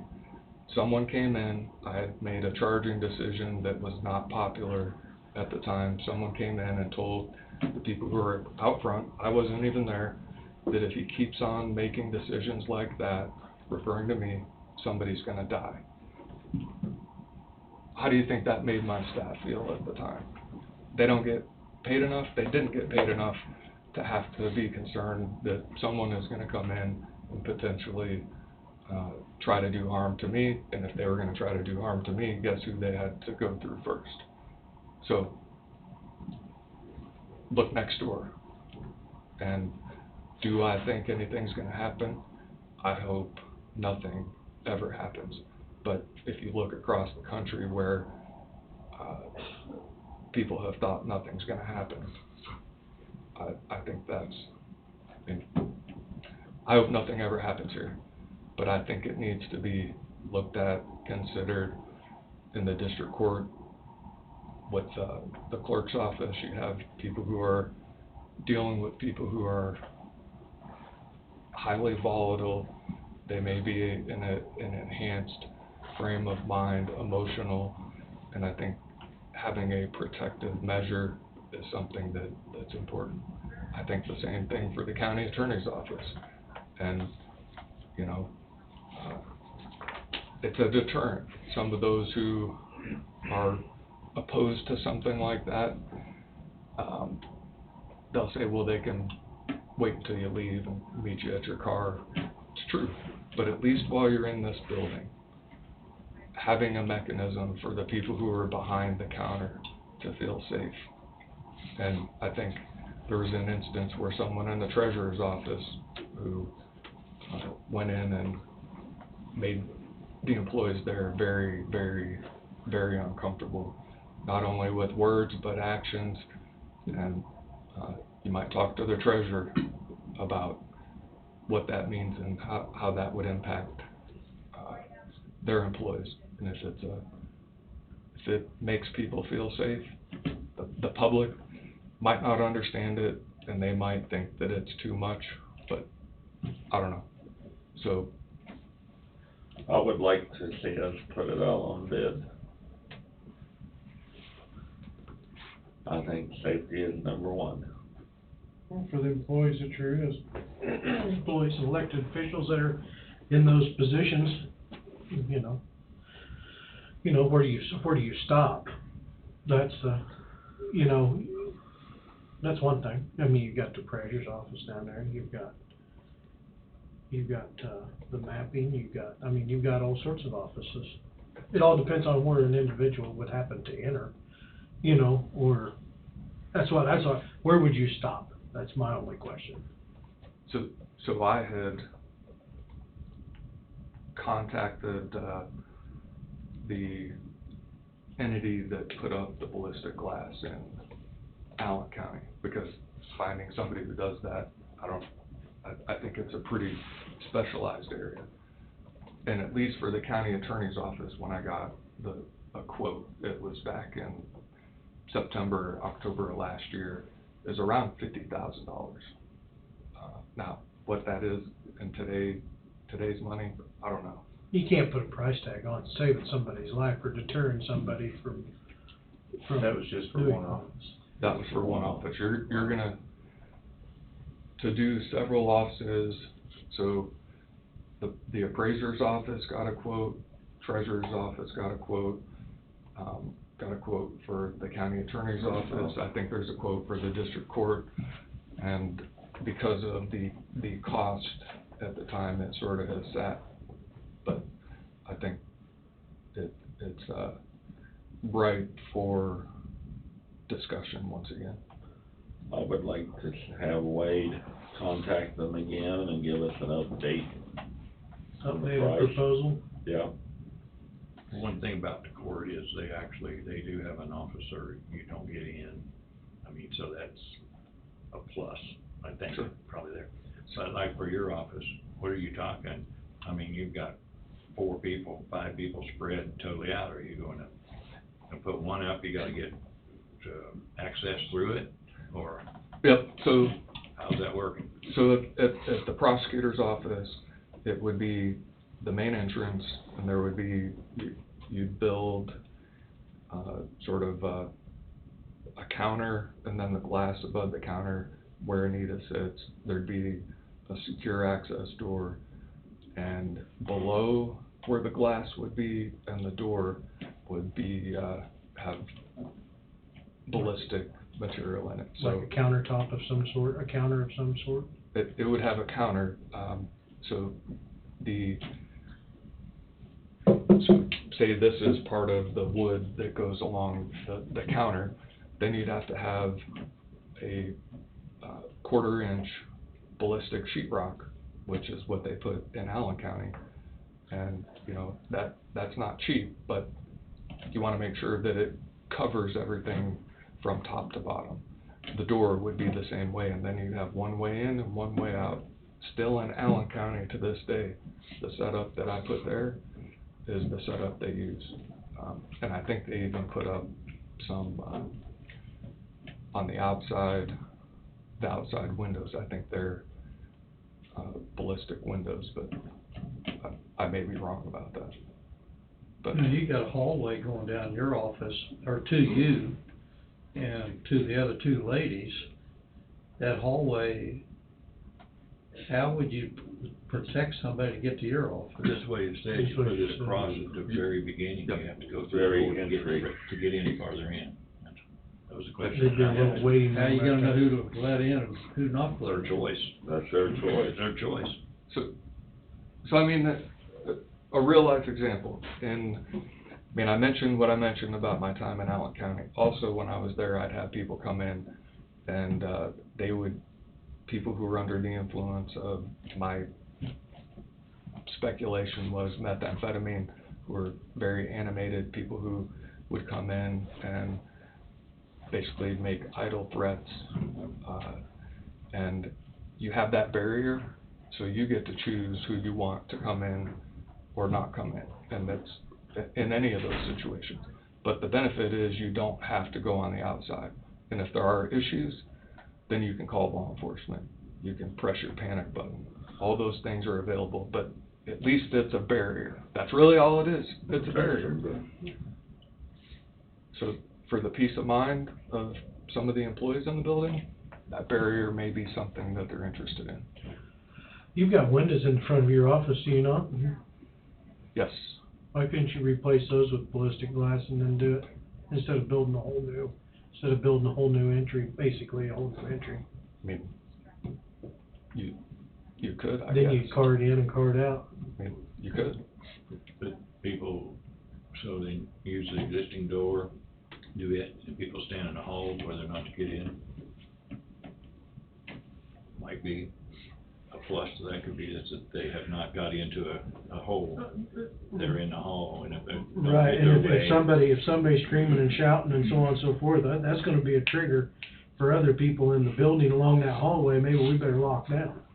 But if they do come in and later get mad or upset, they're in. Well, they're in the building They're regardless. in the building no matter what. It's not like they're gonna be able to lock the door and lock the door behind If them. they're in the hallway, they're on camera too. Yeah, if they're in the hallway, they got the camera hitting them. I don't know, Just it's just a thought. the whole thing is just a thought, and maybe it's popular, maybe it's not, but I thought I'd I mean, bring it that's up. kind of the same way of the treasurer's office, all that's glass. I mean, Every one of them down there. yeah, I mean, why couldn't you just, this is the way it's gonna be access in? I don't know. I mean, it's not protecting the employees once they're inside that room. Yeah. That is the only downfall to doing it that way. And I think that's probably would be the reason not to do it that way. I mean, the big reason to do any of it is the deterrent effect. Yeah. And, I would like for him to get bids on what it would cost nowadays. so some offices may not be interested in it, and I don't know how you reconcile that, but That's what I say, how do you put a stop, how do you put a stop? Most vulnerable is the attorney and the treasurer. Yeah. Because people come in, have to pay money and taxes, that's when they get irate. If they come in and wait's gonna throw them in jail, that's when they get irate.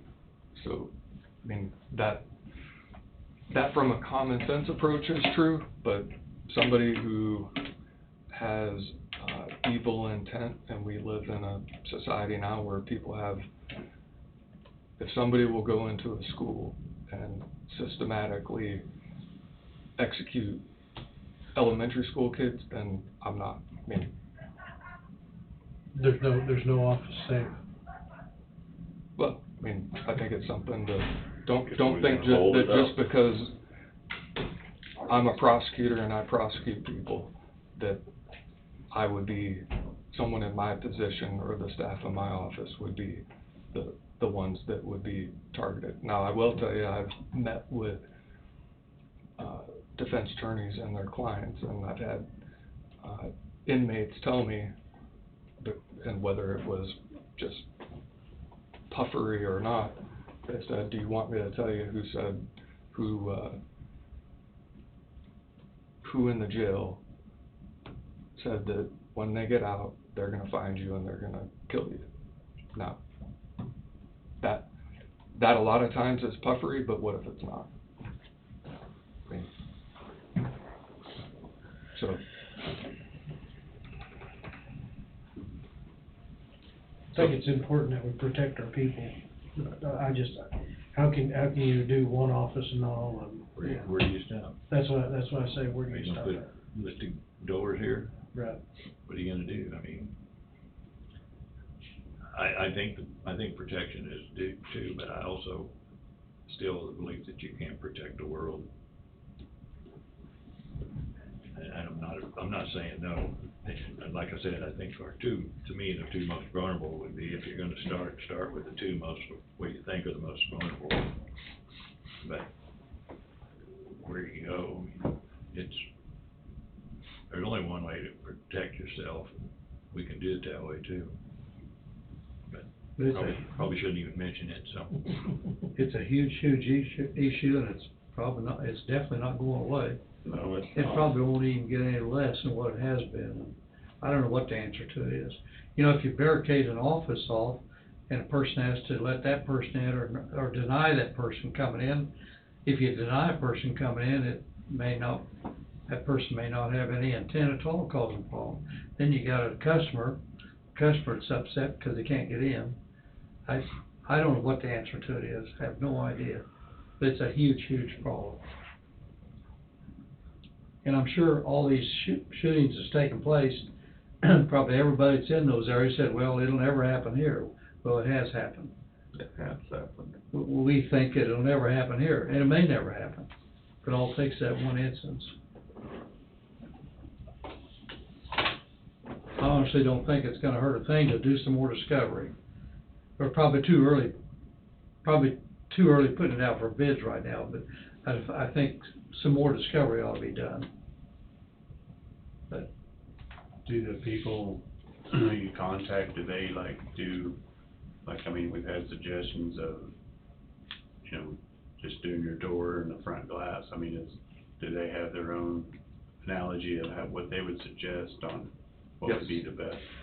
I believe they do. I mean, they do it for a living, so they would know best what would be the best approach for your office, then that office, and then the next office, I assume that. They came in, they took measurements, and then they sent proposals based on the measurements. Here or at Iowa? Here. So they have been here. They've been here, but only for a select, I think they took measurements for all the offices on this floor except for the clerk's office. I think they took measurements at the sheriff's department, That was last year, wasn't it? and I think they took measurements, for the district court. We'll back to Jesse. How do you tell the people on this floor, we're gonna protect you, but the people on the floor below that, you say, oh, well, we don't care? Well, How are you gonna do that? I don't think you do. I think you either go, All in or all? because then you have one soft spot. And I don't think you want any soft spots, in my opinion. Now, I think you also should probably get some input, feedback from the employees, what their take is. That may help, make your decision, and also from the, sheriff and undersheriff, because there are panic buttons, but as we know from recent events, time is of the essence. And if you have, as we've done, active shooter scenarios in this courthouse, how much time is enough time? And if you have that barrier, even if you press your panic button without the barrier, how much time do you have? 2 seconds is long. 2 seconds isn't fast enough. In a question, Lyon County, you have to pass through security. If you're trying to protect the whole courthouse, would security do it, and would it be a lesser of a price tag to just put security for people coming through the door instead of trying to protect each place individual and still letting whoever be into the courthouse? So one of the things that was done as a security measure is now you have to have a key card to get in downstairs. So the only 2 entry points into the building are right outside downstairs. You go to Franklin County, they've got security. Allen County doesn't, but they've got ballistic glass. I think you'd have to make the decision on how something like that would be set up. But I think over time, the cost of having a dedicated deputy or whoever would do security would far exceed the cost of just putting up the ballistic glass, in my opinion. Because you have the manpower issues, you have the security equipment, and that would be indefinite. I think the ballistic glass, although a significant price tag up front, would be something that would pay for itself over time. I don't know. Well, I'm just throwing it out, so if you do security, you have a person there, but when the jail proposal passes, of course, we're not gonna get this class up probably by August anyway. If we went and we put it here and here, and then when that passes and people are moving around in the courthouse and other people are moving around, then what kind of expense are we talking to redo all this again, where one security person out there, yeah, it might be cost more in the long run, but it doesn't matter what you're doing inside. Go through this check. Sure. You're pretty well there. I don't know. I don't have the answer. I have the answer, but you don't have to like it, so. Well, I don't know what the answer is either, but that's why I'm throwing out ideas, and I know some of it's not popular because it has the appearance to some that you're reacting out of fear of what might happen, and then some members of the public will say, well, why did you close us off from the people who we elected to those offices and their employees? And I get that. So I'll tell you, before I was in Coffee County, as you know, I was in Detroit and 36th District Court, which is downtown Detroit, one of the most dangerous cities in the country. It's more secure than an airport, and they've got metal detectors lined up, 10 or 12 side by side.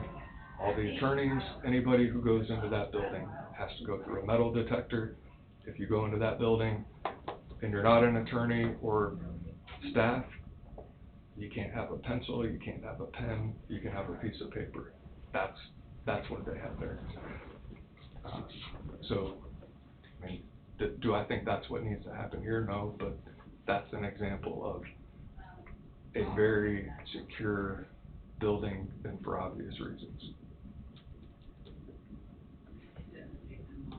Well, it seems like so many of these cases you hear on these type of shootings, you talk about giving employees cards to come in, some type of a card.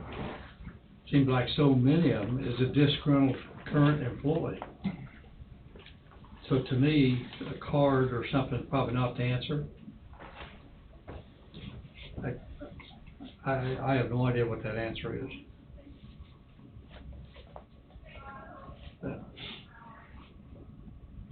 There may not be an answer that everybody's satisfied with. Hasn't been one yet. No. Do what, Tom? There hasn't been one yet. But it's, Do we even know the answer?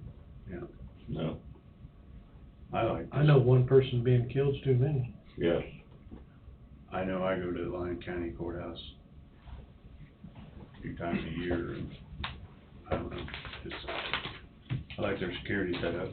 It seems minimal, but I couldn't tell you which is the best, whether it's ballistic glass or security, but doing something I'm in favor of, I know that. I am too. I don't wanna look back and go, what if?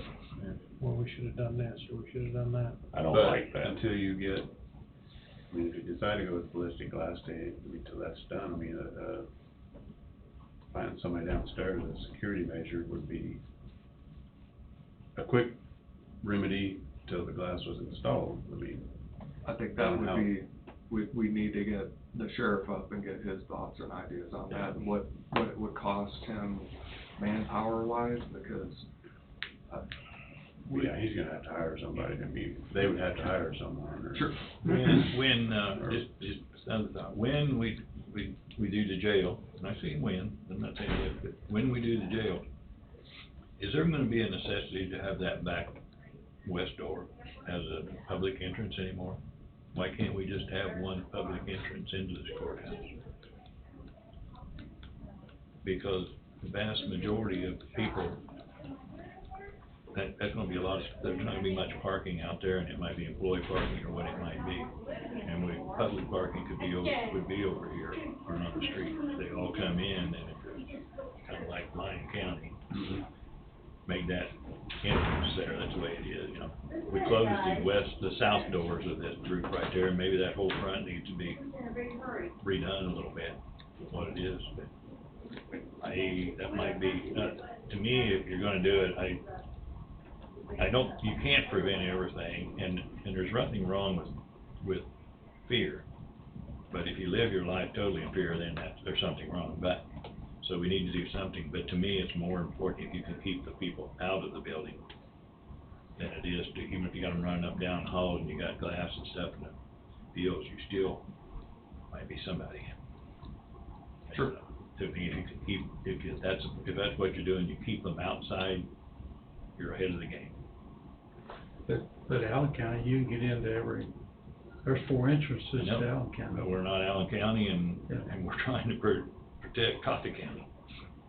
It's, what they do, that's their call. That's their, I mean, I do like eliminating the entry from the west. I mean, that's gonna congregate everybody through one door. One door. And that's why I say, you know, you got somebody that's in here, once they're in, they're in. Yeah. Right. You know, the biggest thing is to keep them out. The basement door, it could be, those doors can be changed to ballistic glass. Yes. And that could still be a card Right. for employees. And even the west door could be too. Yeah, the west door It could could be also. card lock There's only. a lot of glass there. Yeah. but you never know when the individuals want to get in and do damage is Exactly. right there with that individual. Mm-hmm. There's too It's many. not, it's not a simple, You're not gonna prevent it all. it's not a simple solution. There's too many ifs, so just gotta decide what's best, what you think's best. So I'll tell you, the estimates for 3 offices was $146,602. Then the treasurer's office was estimated at $63,210, and that was towards the end of 2021. Well, you know, even after the jail's built and everything's up and going there, there's gonna be a certain amount of remodeling, if you will, goes on in the courthouse too, when you start switching things around. You can move out of one room, you know. Well, that's what I was thinking, your office is even gonna be going away, is it not, Wade? Yes. It's gonna be going down to the court area, correct? So there's, Ideally. that's kind of, I guess, maybe why I keep going back to, Security you guard. keep them out of the building, start out with. Keep 'em out of the Doesn't building. matter what you're doing in the building, you're not letting those people into the building. Cause we can move him around. Well, getting into the Lyon County courthouse, it's a slight inconvenience, but it is immaterial for the safety that it adds. I've been there a couple times and, you know, they check you down pretty good. Yeah, you just empty your pockets and go through the metal detector. But that inconvenience is immaterial for what value it brings to the courthouse. I'd be curious what Sheriff Johnson thinks. Yeah. The Osage was the same way, like when I went to the Osage courthouse, it was one of the deputies that emptied out all my stuff, took all my stuff out, and that was that way there too. What did it hold you up for? Well, except that I stood there and talked, but otherwise normally, yeah, no, it wouldn't have helped me up at all, and, yeah, but by then, now you can go anywhere in the building, because you've been checked before you walk through there. I know that it costs to do, a metal detector in a front area. And again, like Wade said, it's gonna cost an employee for years, but for like $600,000, you can hire an employee for a long time. I'm just planting seeds, just to get you to thinking. But, like I mean, I said, I like the idea of the front door, I do. Because then then it stops there, or it starts there, one of the two. It either stops or starts. So it's all right, but once they're inside the building, they can do harm to they can go anywhere, do harm to anyone, you know. Once they're in, you're hunting them then. Exactly. Yeah. I mean, the district courtroom is, anybody can walk in there. But if it's at the front door and No, everybody's checked. Right, now, if there's a jury trial, they bring out the metal detector and you have to go through the metal detector. So when we had the jury trial at Kelly Park, all jurors and anybody who was there had to go through the metal detector. But if you do one security to front, They you don't can have to worry eliminate about that one. Don't worry about that. Yeah, I feel bad that we even have to have this conversation, but I think it at least needs to be discussed, and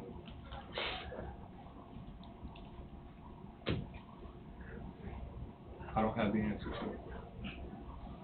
You know, going back into the early 90s, if you remember, the federal courthouse in Topeka was wide open.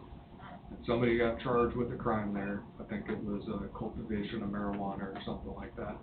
Somebody went up into that clerk's office because you didn't have to go through security or anything. No. And they had attached some sort of homemade bomb to their body with the intent to have it go off and do carnage. And fortunately for everybody there, they weren't a very good bomb maker, and it didn't do the intended damage, but it got everybody's attention. And the reason I remember it is when I was in undergrad, the KBI agent who was one of the first to respond was one of my professors, or adjunct professors, and talked about it. From that point forward, that building was secured, the Judicial Center was secured, and I think the Capitol. But I mean, it took something like that for you reacted instead of being proactive. I don't know what the right answer is, but that's an example.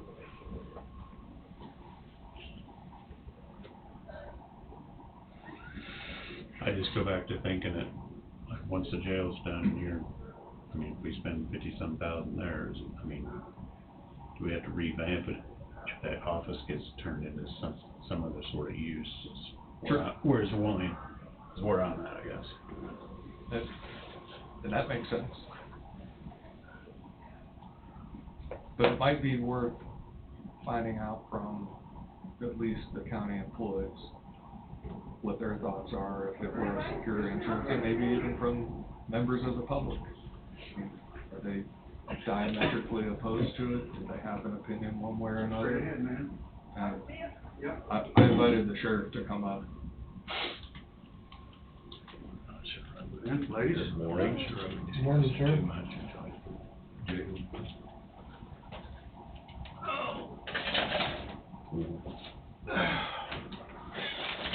TJ? We're in deep discussion of ballistic glass, certain offices, or one entry, one exit, or well, actually one entry to the courthouse, security. Great idea. So. Which one? Both. All the above. Doing nothing is not the right answer. No, it is not. But doing something, and my thing was, how can you say, okay, this office needs ballistic glass, that office doesn't. My thing is, once you've got an individual inside the courthouse, you've got an issue, it's already too late. My thing is, you keep them outside. So, and there's only two ways you can do it, two ways to go about it. Take them. I'm sorry, my back's out of place, I'd rather not stand. So I've had chiropractic treatment, I don't know whether I hurt worse now or what I've before. So no disrespect to me sitting here, please. So you have two theories. One is you put a full-time security at the front doors. So if you decide not to do that, then you've got to do something else in today's world. I mean, face it, folks, I mean, it's happening all around us. We're just lucky enough here that we haven't had anything happen. It's happened in Topeka, Wichita, Kansas City, Joplin, everything. Somebody walking into the courthouse, being disgruntled, they're bringing knives, guns, you know that. So if you're not gonna put somebody full-time downstairs to do security, then you've got to try to do whatever you can to protect our employees and the public. So, first thing, you know, that we need to do, and I know that Brad's looking in it, we need to update this old emergency panic button alarm system. I know that he's talked to me about it before. Hopefully with this new phone system, that can be worked into the phones. But that's a big thing that we still need to working on. So some of these areas, let's just take, for example, let's take the example of the treasurer's office. They deal with money every day. Every single day they're taking money. So people are upset, can come in and be upset, and they have nothing. All you gotta do is walk through that little door, push, you know, through door, or step over the counter. You know as well as I do, you go any place else, and they're secured behind a wall, and they either gotta push out like the bank, that you put your money in, you put your request in, they pull it back, you know, or they've got a cutout window that they can push stuff through. So, that's a simple thing and fix, but what's it take? It takes money to buy it. You know that as well as I do, and then somebody to come in and put it in.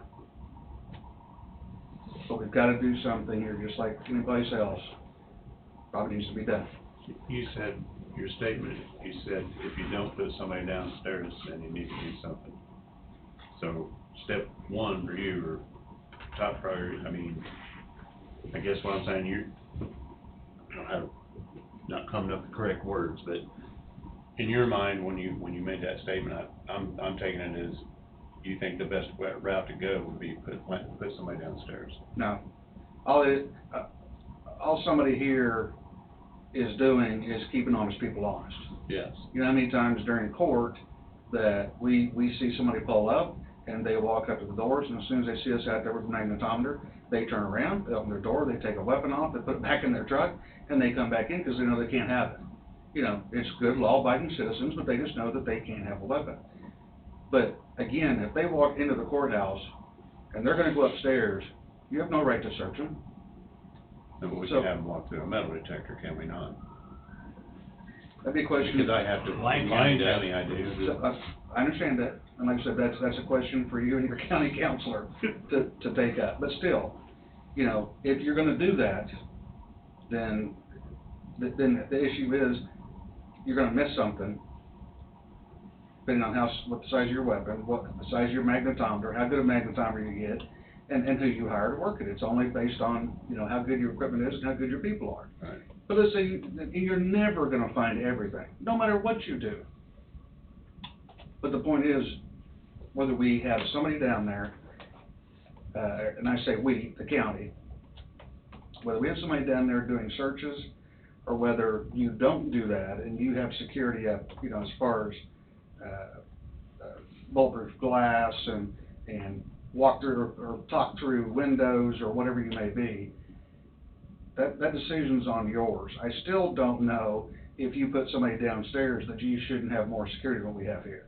You still need to have something done. Employees got security to go through.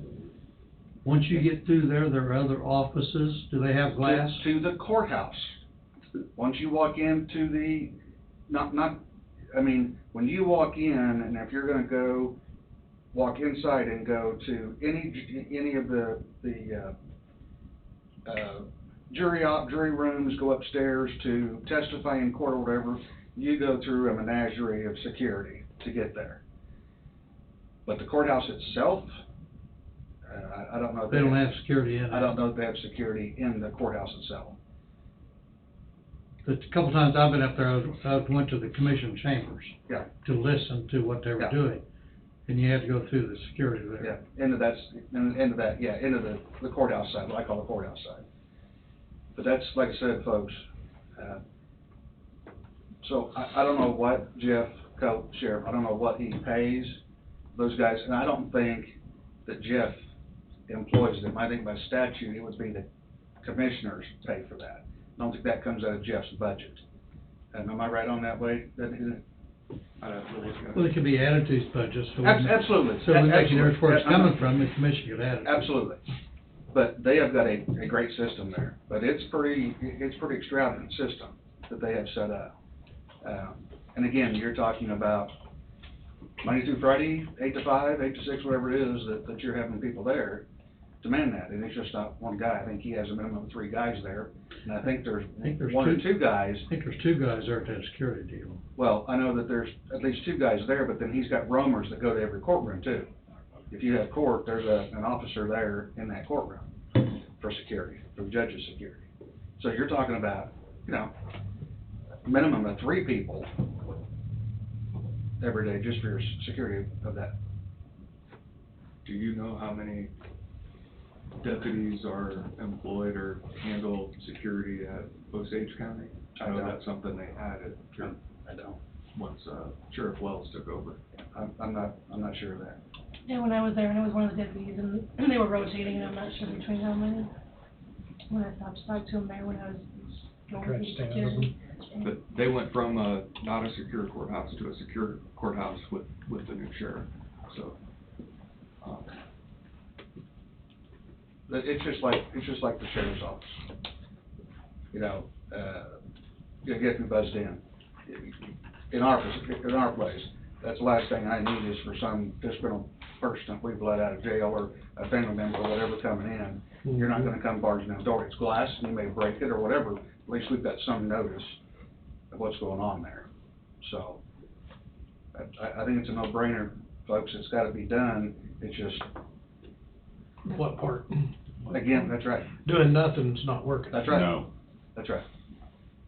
So, it's just. In your mind, would it be better to have one special entry for all the citizens to come through Absolutely. versus putting glass in front of all of our offices? Nope. He still says in conjunction to Yep.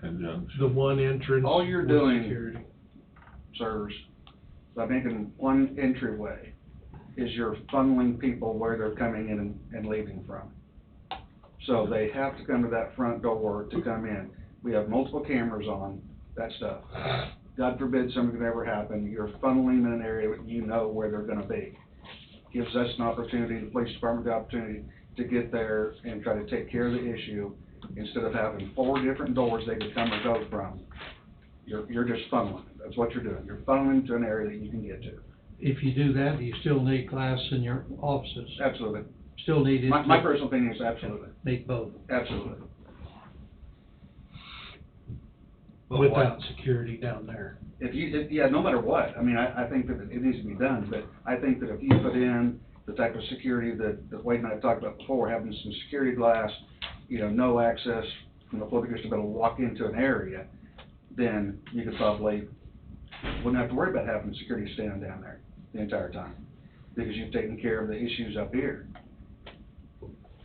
So if the situation came up that you're having to choose one or the other right now, you've got to take care of each individual office.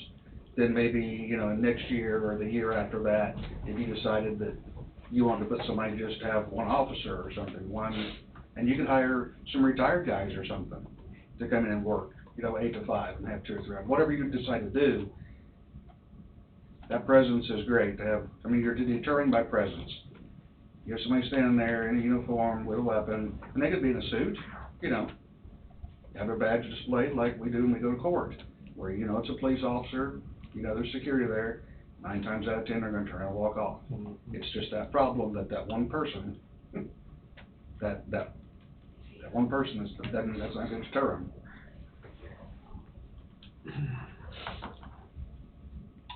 So that's my opinion, folks. I don't even get away from it.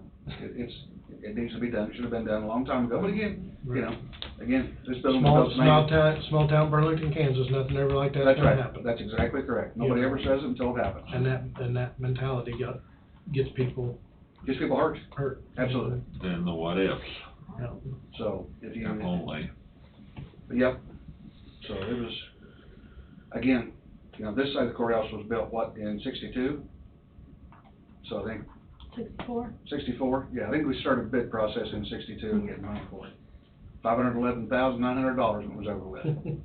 So they, you know, they built this and obviously they've had some improvements done, everything over the years we've done that. But obviously in 1962 or 64, whatever, you don't think about the problems that we're having here in 2022. So it's just, progress. Is it good progress or bad, I don't know, but it probably needs to be done. I made changes in mine because I had the opportunity, just lock the doors and give the girls push buttons, and so I've taken care of a lot of my issues. Yeah. But anyway, is it gonna stop somebody? Nope. It may deter enough where I can get people there to Slow 'em stop down. that threat, absolutely. Slow them down. Absolutely, absolutely. And I think that's all one person down, security-wise, down there, that would at least alert and give response time from your department or the city, whoever, to get here. You know, you talk about something happening up here or down there, 2 minutes is not enough time. Yeah. I mean, But 2 minutes is a lifetime too, when it comes down to trying to get somebody there. it is, Yeah.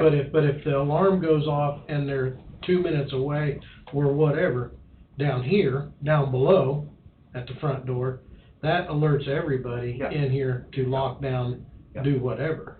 So Again, another that split timing. Yeah, another good system, if Brad's, talking about doing this, onto the phones, where once a threat is perceived, we can be putting something out, or anybody can, within a second of pushing a button and saying there's a, lockdown or a problem, so.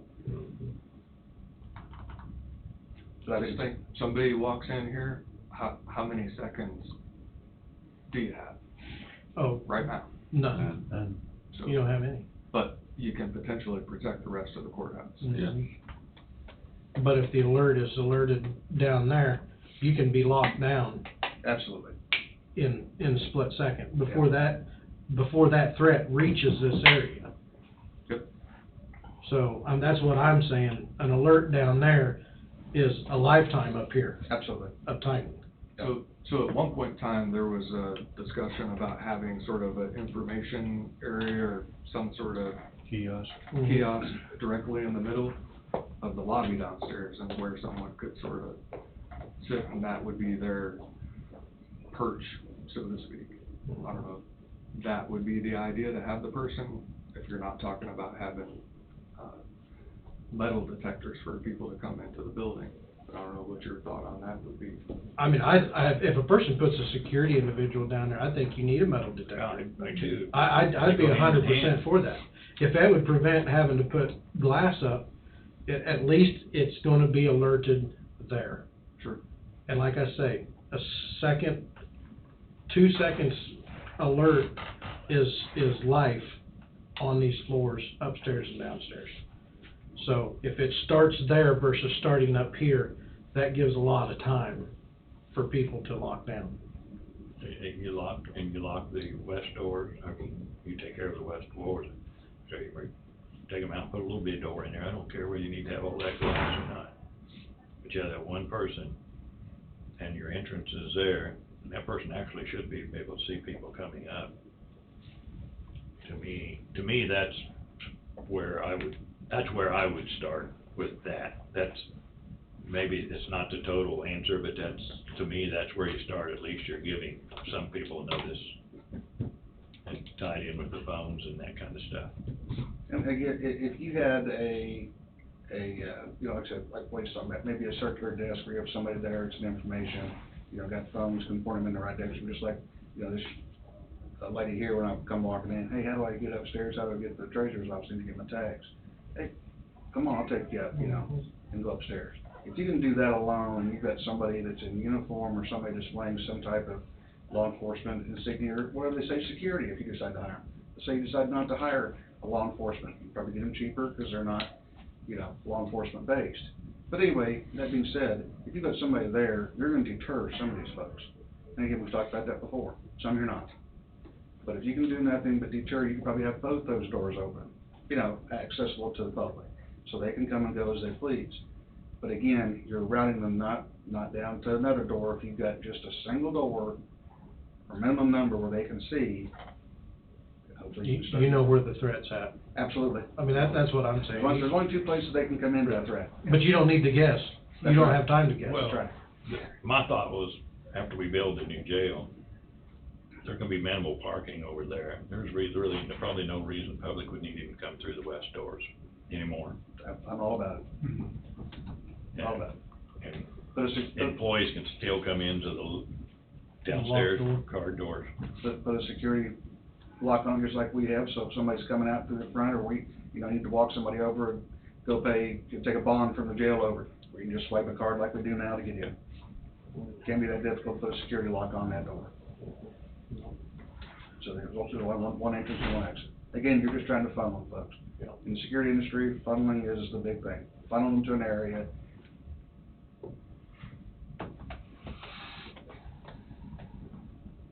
Good conversation. Just gotta figure out the best route to go. Yeah. I would I'd call and get another estimate out, be able to price that stuff again. But like I say, that's not covering every office. I mean, that's what we're going at. If you put somebody down there and a metal detector down there, that's covering everybody inside the courthouse. I'd kinda like to know, maybe somebody, a price on what that would be to build that area. And, we got all that glass down there, I don't know if we really need that going down the hallway from the court system either. Yeah, that's not realistic. Take all that glass out and rebuild that, where no matter where you come in the courthouse, you come through this metal detector and through this person. Through there, I mean, that, to me, that's the start. Then you kinda start figuring from there, but to me, is you don't go out and do the whole shebang and then leave, and still have people can get access into the building, because you're still gonna miss something there. I think there's and you can correct me if I'm You wrong, timed, Bobby. a film. We timed. You ready? It's sensitive timing? Okay.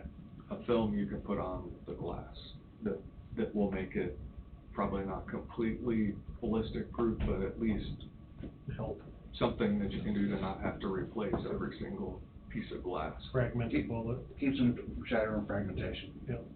It's not cheap, but there's a company that'll come out and film the windows.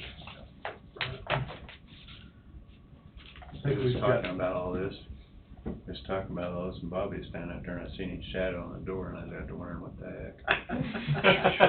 I got your back. But you can't get up and get it.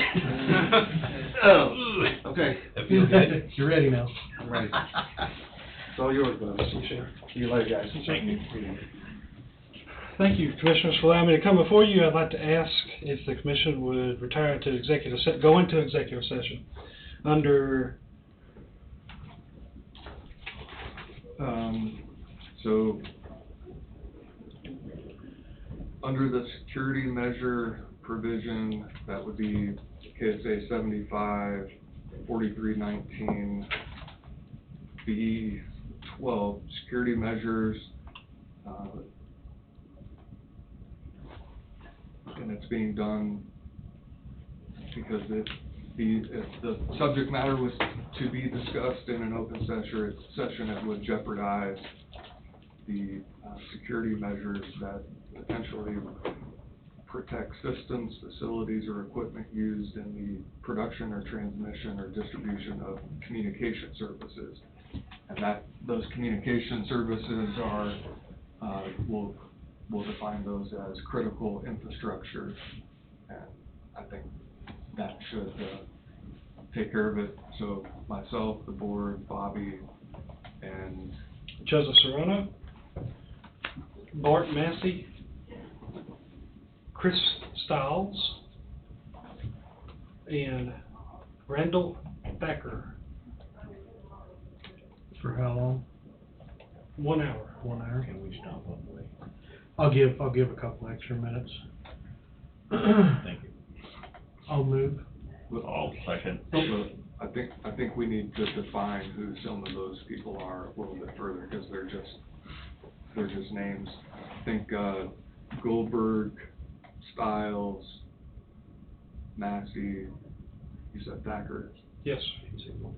Serrano, I think we know he's another attorney. Mhm. The other individuals are tied to the, how would you word it?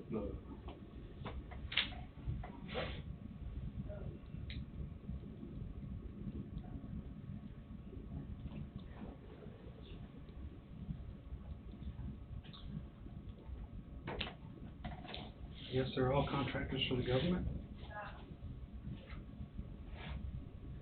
Government contractors. United States government. Okay. So I know it's sort of vague because it deals with subject matter that deals with critical infrastructure and would jeopardize potential security measures that fully discussed, I think. That's where we'll leave it. I'll still move. I'll second. Any discussion? Go in for executive session for 1 hour. All in favor, say aye. Aye. Aye. We'll go in at 11:20 for 1 hour.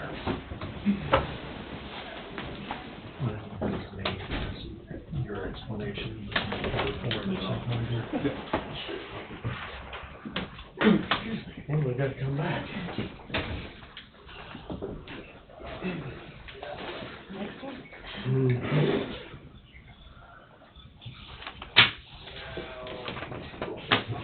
I figured.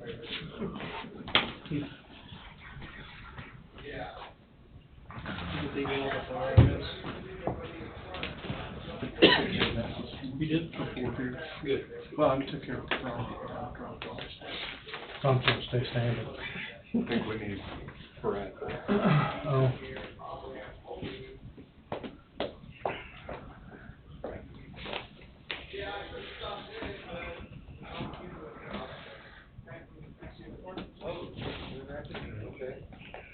Will we do this? Yep. Sorry. Transfer you back.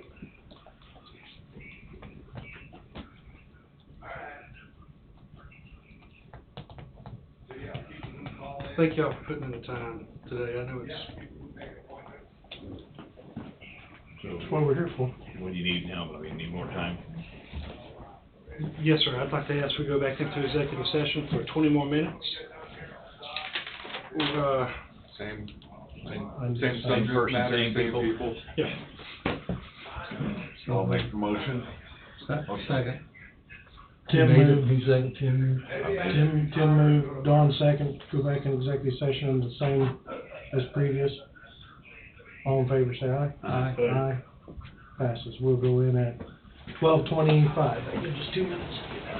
Is this still part of the first one? Yep, still part of this, still continuation of the first group. I haven't gotten it written down. No, that's, I think that was it. I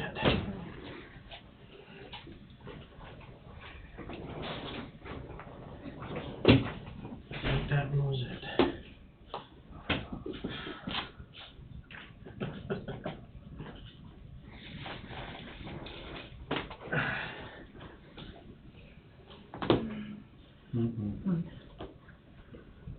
Check engine light on a truck.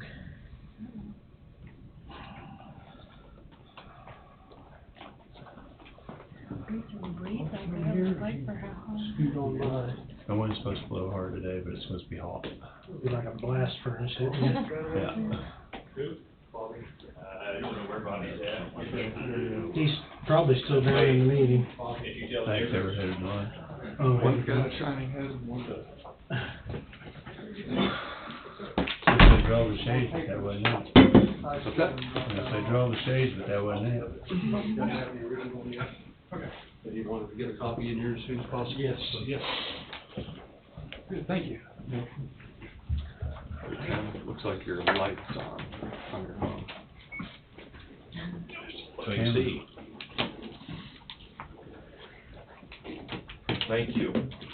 Yep, didn't rush your battery Turn to that on. run down.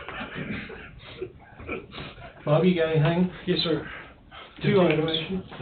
This is a copy of the contract that I spoke about between Coffee County, Lyon County State Bank, Kristen and Douglas Hughes, and Victory Construction.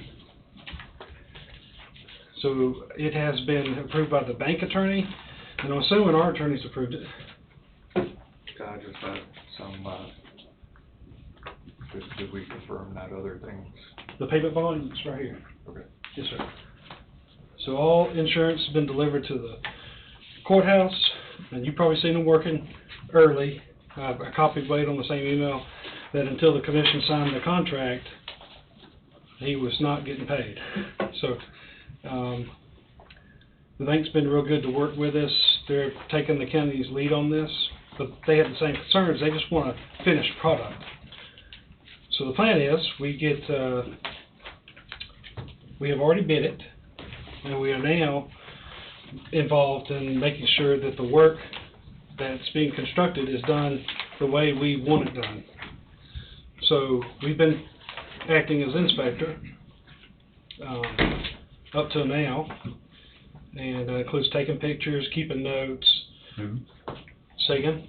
Who's taking pictures? Me, Oh. until the county hires a real inspector. Yeah. But, they are, doing pretty good. They should be open by the end of the month, without any unforeseen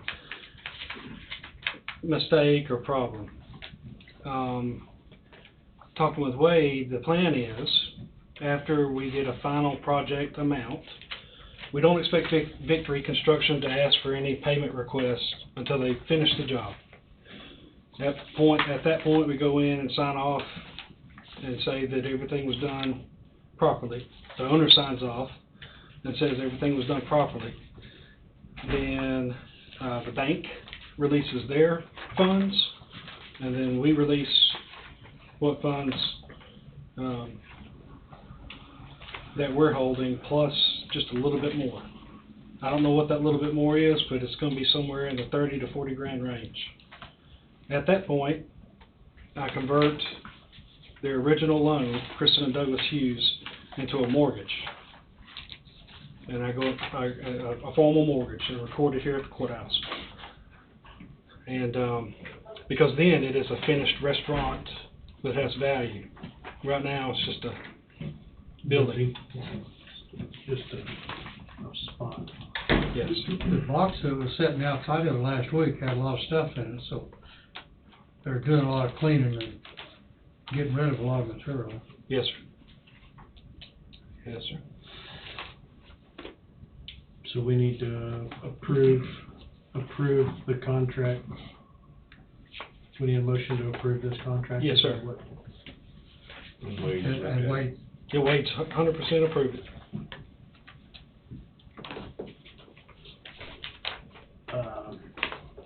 Need a motion to move,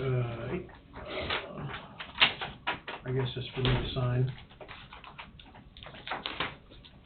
We need two, we probably need two motions. Motion to approve the contract and then motion to, authorize the chairman to sign the contract? Yep. Or approve and sign? How would you do that, Bob? If we authorize you to, direct you to sign it, then we're approving the contract. Okay. So, need a motion to authorize direct chairman to sign contract between Coffee County Commission, Lyon County State Bank, Kristen and Doug Hughes, and Victory Excavating. And the sum of the construction under the contract is $72,896.19. Yes, sir. also move, Mr. Chairman. I'll second. Don's moved. Tom second. Any discussion? Hearing none. All in favor say aye. Aye. Motion passes. The second, yes, sir, just sign one or two. I wouldn't worry about filling in the start and blanks and all that. We'll just,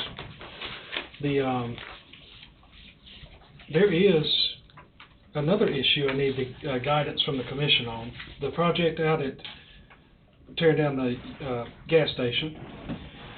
I was unable to, like in my mind, see how the lot was going to lay with the building while it was standing.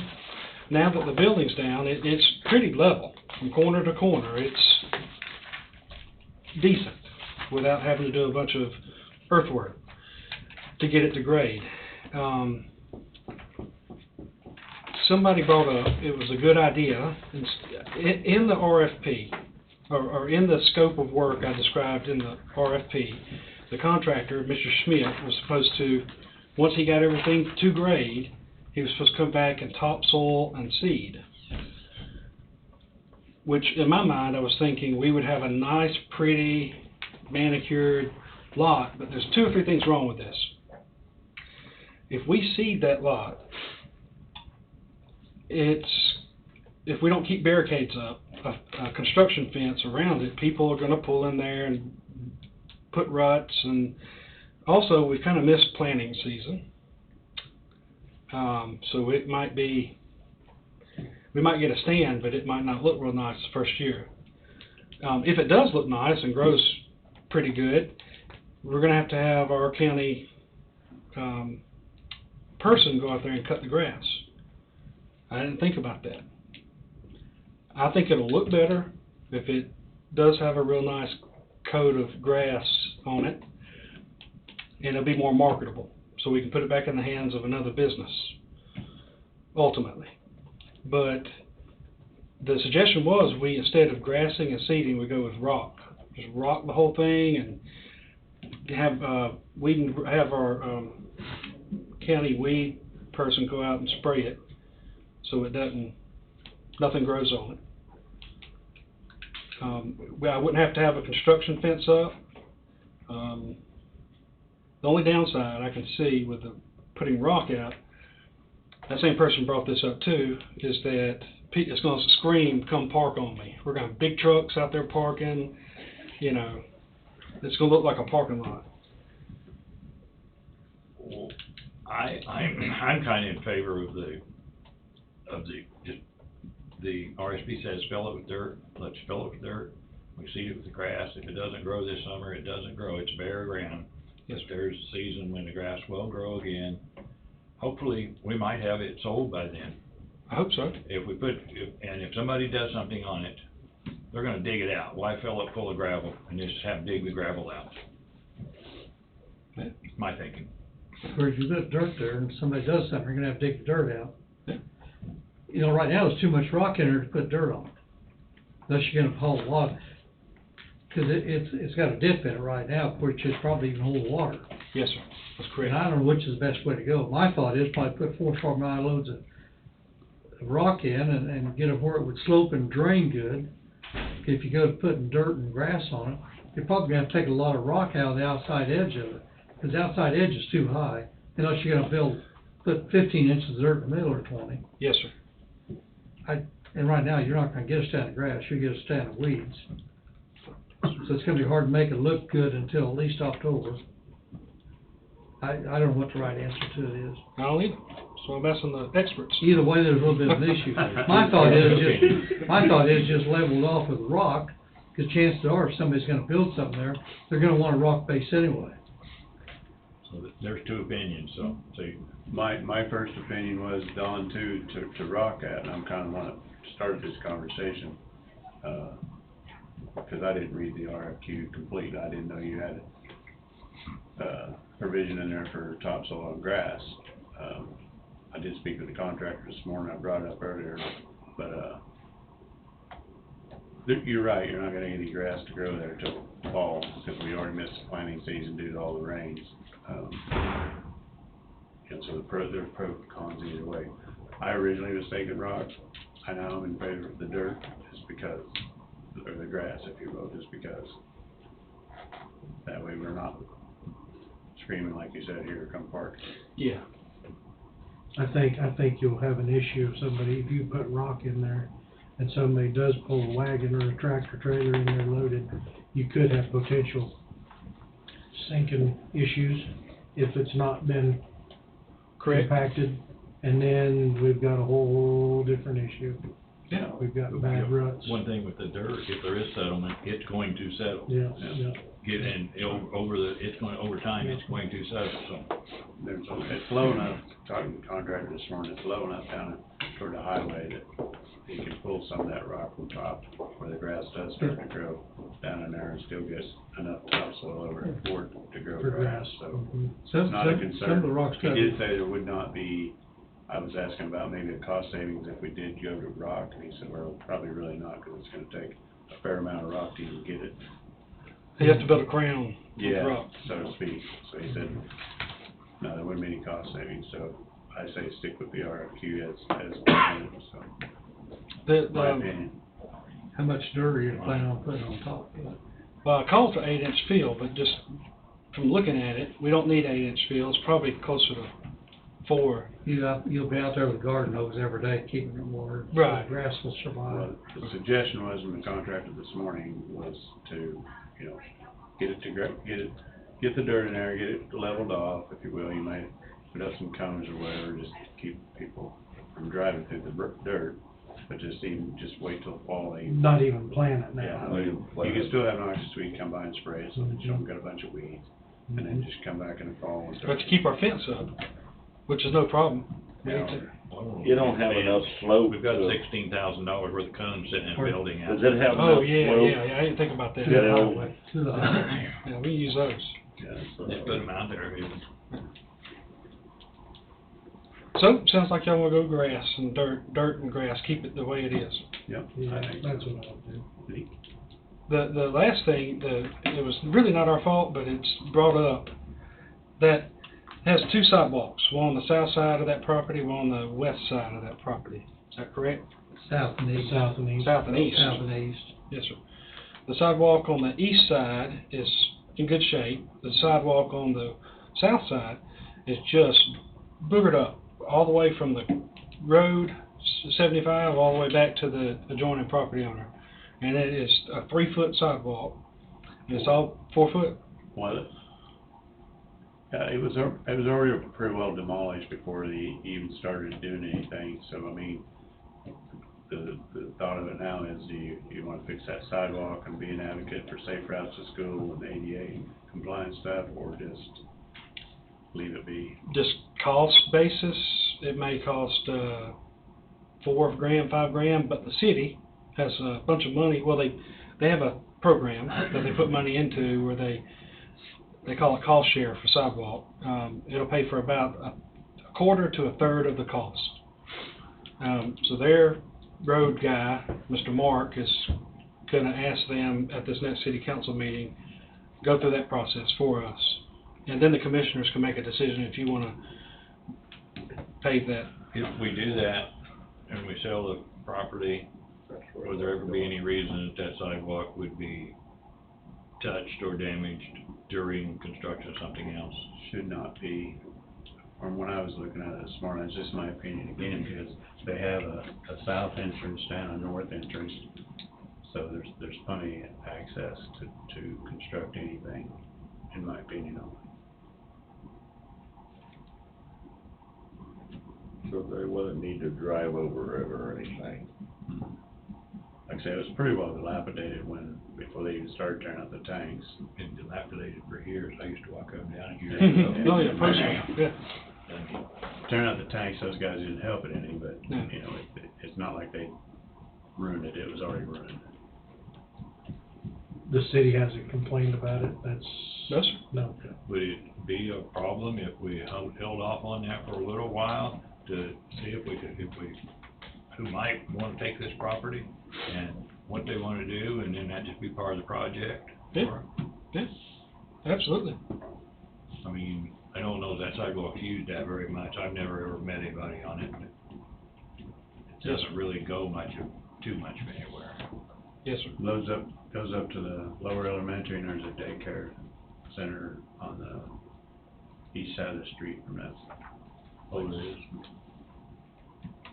Now, the only thing I say is, I mean, if we're gonna be advocates of, I mean, we hired this engineering firm to help us do, community development. We're gonna be advocates of ADA and safe routes to school. It's not like the sidewalks. It's bad on up the hill. Yeah, it's not, you don't get any better when you go up the Yeah, hill. no, it would be a really good thing, given the. Go the whole block. there, Yeah, To have a sidewalk you can walk up Yeah. without breaking an ankle. It's not Then good. you'd have to get to the property owners on board with that. well, the thing I had, Ann with the city call me, asking where prices are at now, so they haven't done their cost share, their amount that they put in, they haven't changed that for like 10 years now, so it's like $10 a linear foot, which thinks that's their share. It was half at the time, 10 years ago, but that's. It's a quarter to a third down. Yeah, it's a quarter to a third down. But I did talk to her, and she said they put $10,000 a year in there, but if nobody applies for it, it's Pull still back up. 10,000. I mean, they don't add Oh. another 10 and make it 20. Oh. I just was wondering if there was, I don't know if everybody thought about it for a little bit, if we couldn't. I don't Tap know. them for their 10. Well, no, if you had 10 this year, and nobody used it, and you added 20 next year, or 10 more next year, you'd have 20. If nobody used it for 10 years, you'd have $100,000, you can just do a whole street. Exactly. Cause if you do that block, you really wanna do the next block west, because Yeah. it's an old sidewalk too. It'll never And stop. if you're going clear to the school, I mean, it's 2 blocks. I was gonna talk, they're probably already watching me, but anyway, talk to the city about maybe just leaving that 10 in there and then add, and then actually create a project. Yeah. I think that's what they do. Be cool. Yeah. Well, I'll come back to you. City's still gotta approve the cost share. That's all I have. All right. Thank you, Bobby. Wade, do you have anything for roundtable? Yep, a motion for this Blackstone Oh, okay. environmental. Okay. So we've got some little things here to sign. We've got one more applicant for the county road and bridge supervisor. Photocopy it when you're done. I will actually give it to you. Here's one for them, take a look at it. I'd sure like to do something with this building besides tear it down. I bet Mr. Hoyt will help. Well, this is this is option. No, this is a A lot of slide. woodwork and Look at projects that, could you be can take a done. bath under a tree. There must be another picture of, let me see your, Better hit him up quick, I think he's got. no, I don't want the thing, I think Contracted. it's just too dadgum neat to just tear down. But, well, it's almost down. It's almost down. It's almost down. Try by her again there, Bob. So you mentioned another applicant for the, Mm-hmm. so last week you had, I think, 4 applicants or 3? Three, I don't know, think we did. 3. So you intentionally put in that advertisement that it's open until filled and that you would start reviewing, and that's the reason why you do that.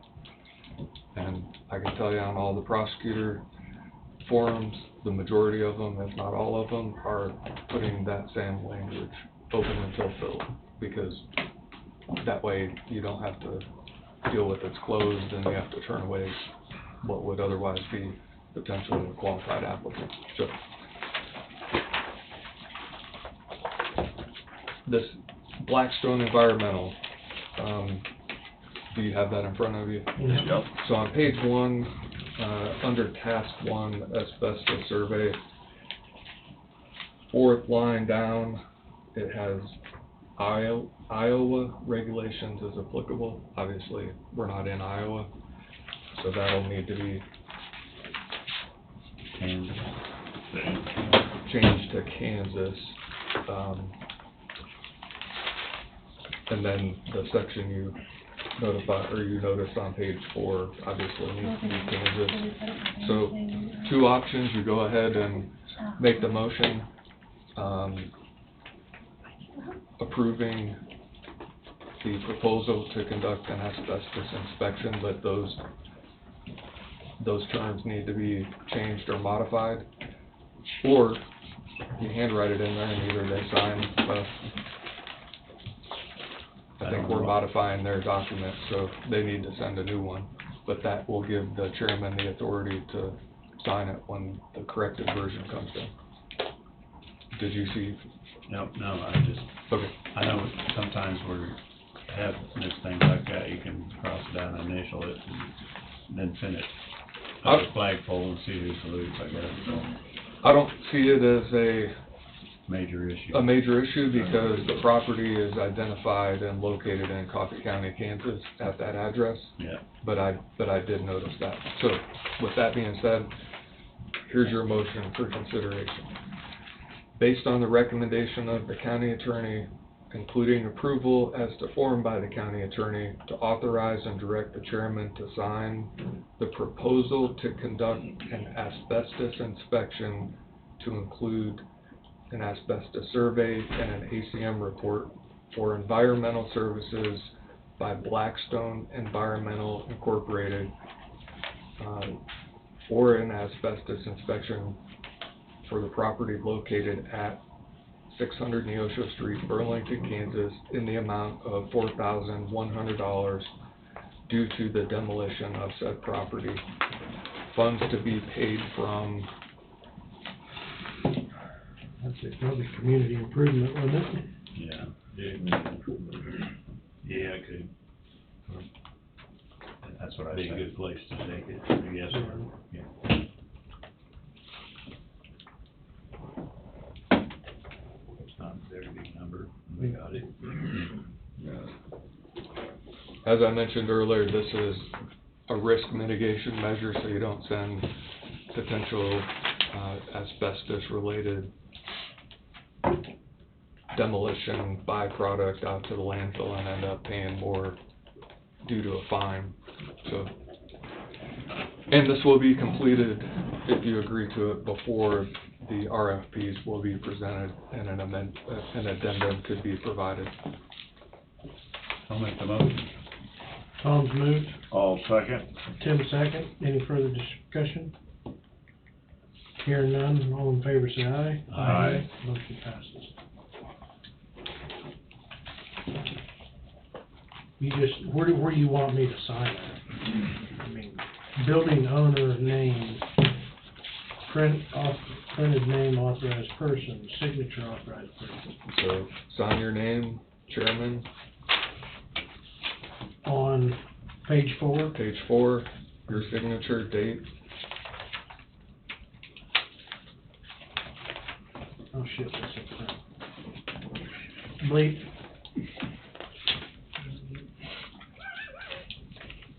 What about page 5 Yep, page 5 as well. That could be zero. also? Takes care of it.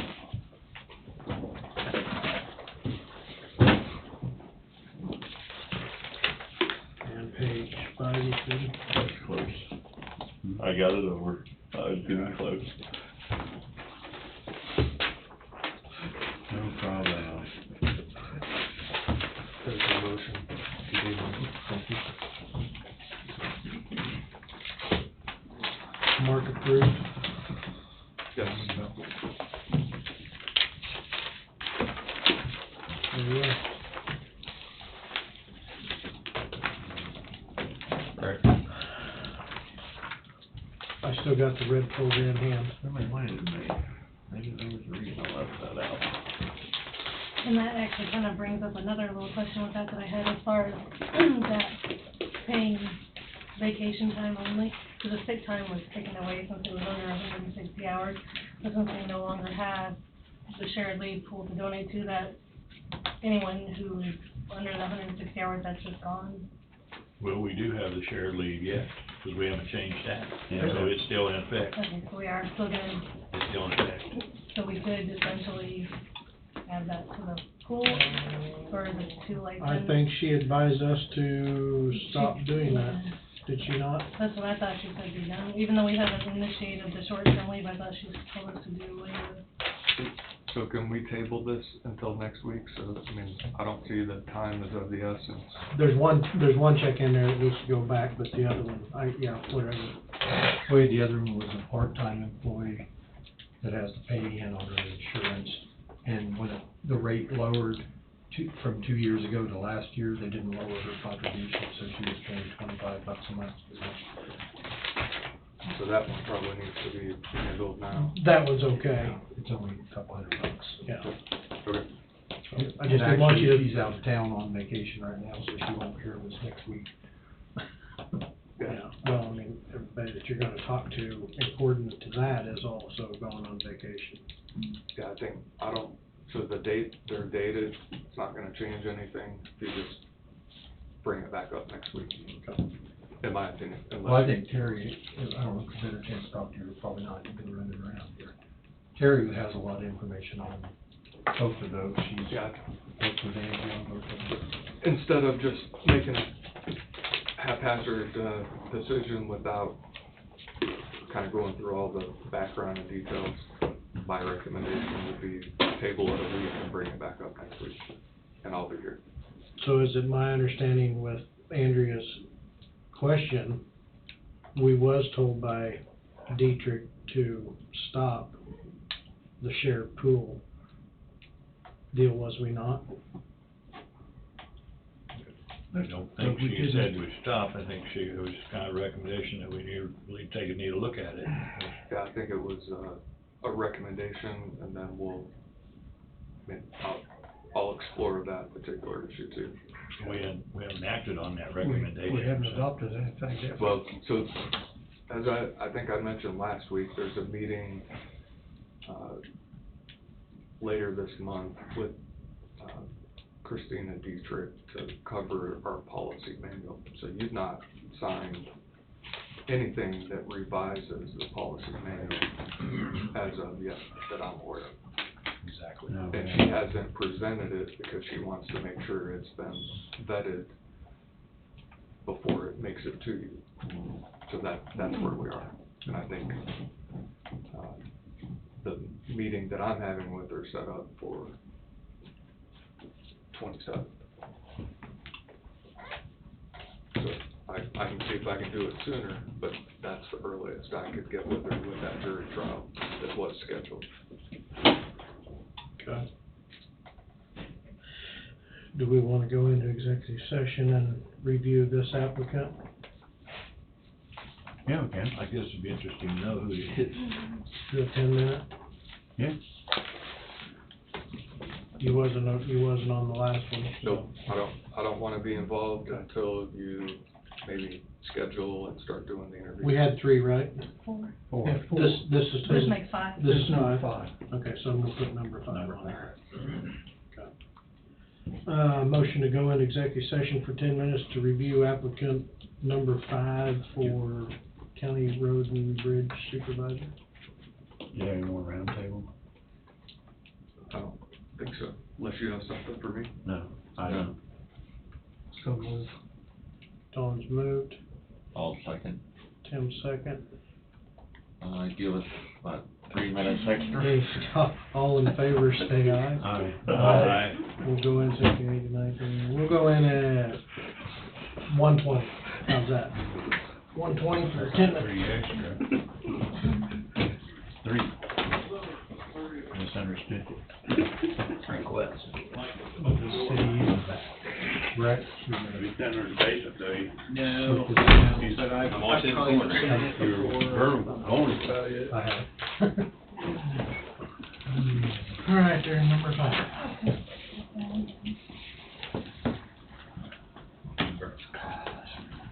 Do we have any, we don't have anything else on our book. That was everything on the agenda. All of it. Guess we're gonna hit roundtable real quick, huh? Brad, you got anything for roundtable? I don't think so. New map on the wall. Got a new up-to-date, Angie bought some rural directory books.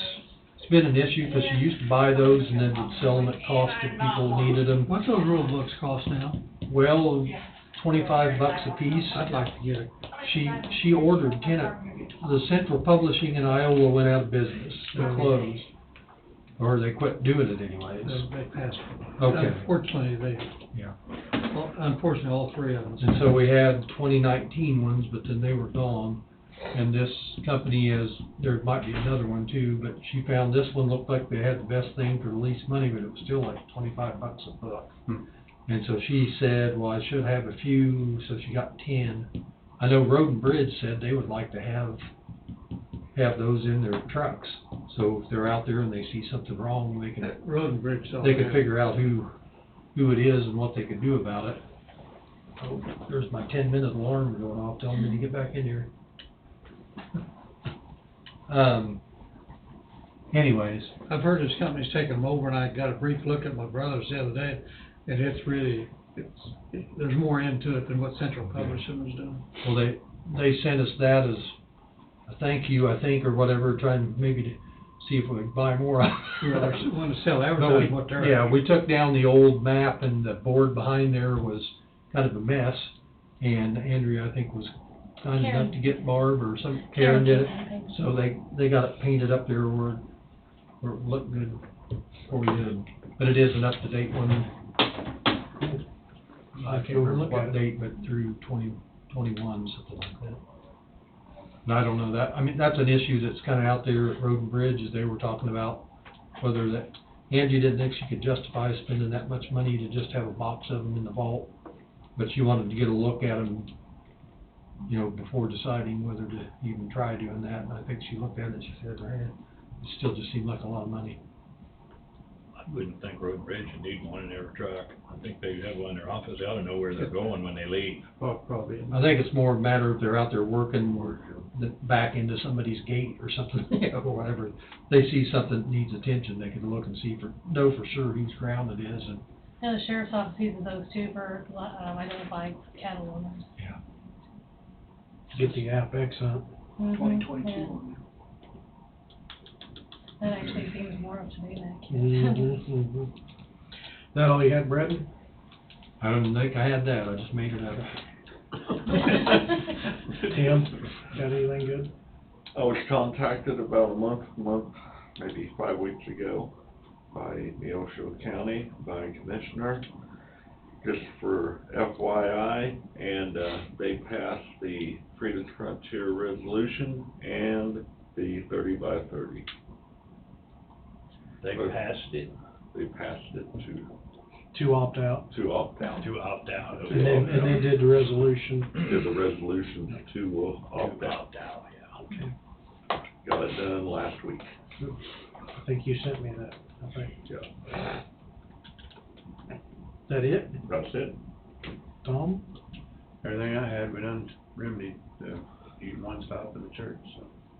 Bob? I haven't came up with anything yet, but I'm keep thinking. I'm waiting, that day, it's gonna be a miracle.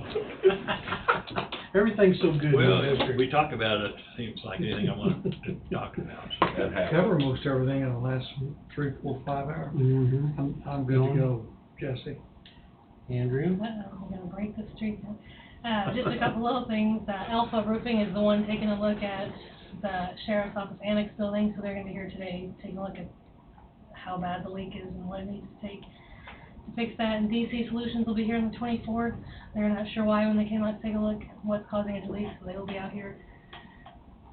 When it's taking dry? Yeah. With a couple of different options for what they can do, because when they took a look, they didn't know, put in a drain, do something different, but it is their warranty work. I think the rain's what's causing it. The only time it's leaked is once, or has it been more than once? Just when it rains. Just that, Every time it rains? Well, just when it rains anyway. Just when it rains. just from I that thought last maybe it time. may have sealed itself over. Well, and it didn't seem to keep leaking after that, so yeah, when they came to look at it, it wasn't as wet as it was when. Was it pretty extreme rain when it did that or not? No more extreme than it unfortunately had been, so hopefully. Doesn't matter if it leaks through the wall, if it Yeah. leaks through the wall, I mean, it's something that needs to be fixed. If it's leaking, it needs to be fixed. And then I don't know if anybody's really noticed the walls in the lobby and up in the hallways with all the cracks that have been spackled over time, and actually still cracks like in the lobby. So Karen was wanting to paint, and she will paint the hallways, and she'll paint everything. She was willing to paint the lobby and the stairways. I told her I'm not comfortable with that on the stairways because we don't have the equipment. There's a ladder that you can get that's made for the stairways. It's about $300 to $400 ladder. Or I would feel better just looking into maybe getting somebody to just come in and just paint the lobby and the stairways, and Karen can paint everything else. Does she have the time, as being a janitor, does she have the time to paint? Well, and that's why in the hallway she can kind of do it on her, when she gets the time, where the lobby needs to kind of be done. Needs to be done Yeah. when it's done. And like some large cracks over the bulletin boards and those kind of things, to where somebody could just come in and just do that part of it, and then if the hallways, that she gets time.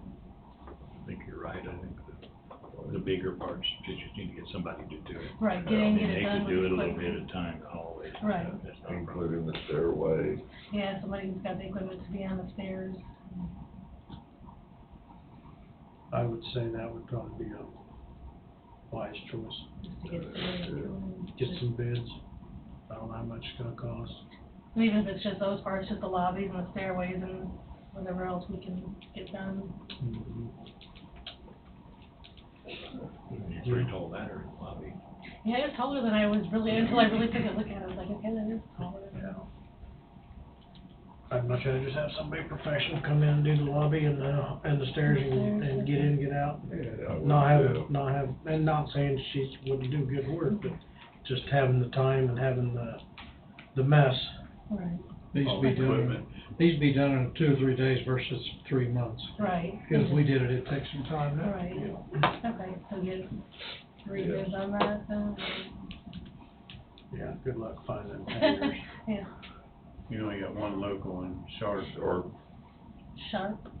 Sean Sharp painting. Only having one, I bet he's booked up. When I see that, he's Pretty busy. But He was down in Leroy working here a month ago, but he graduated from Leroy, so it's, Leroy's his hometown. You got anything else? No, that was it for me. That was it? There was something I was gonna ask you about. Maybe it was the basement. Maybe it was. And, no, I'm like, Modern Air, they will hold off. I asked if they could wait on any upgrades to the computer until everything is taken care of as far as, The surge Yeah. protector stuff. Okay. so that's all on hold. Yeah, no sense in double paying for it. Well, of course, I don't think I have anything. I don't think I have anything. For roundtable, I think zoning planning has a meeting this Wednesday. I will be absent most of the week after that. I will unfortunately have my phone. Nobody else has anything. We'll adjourn at 1:41.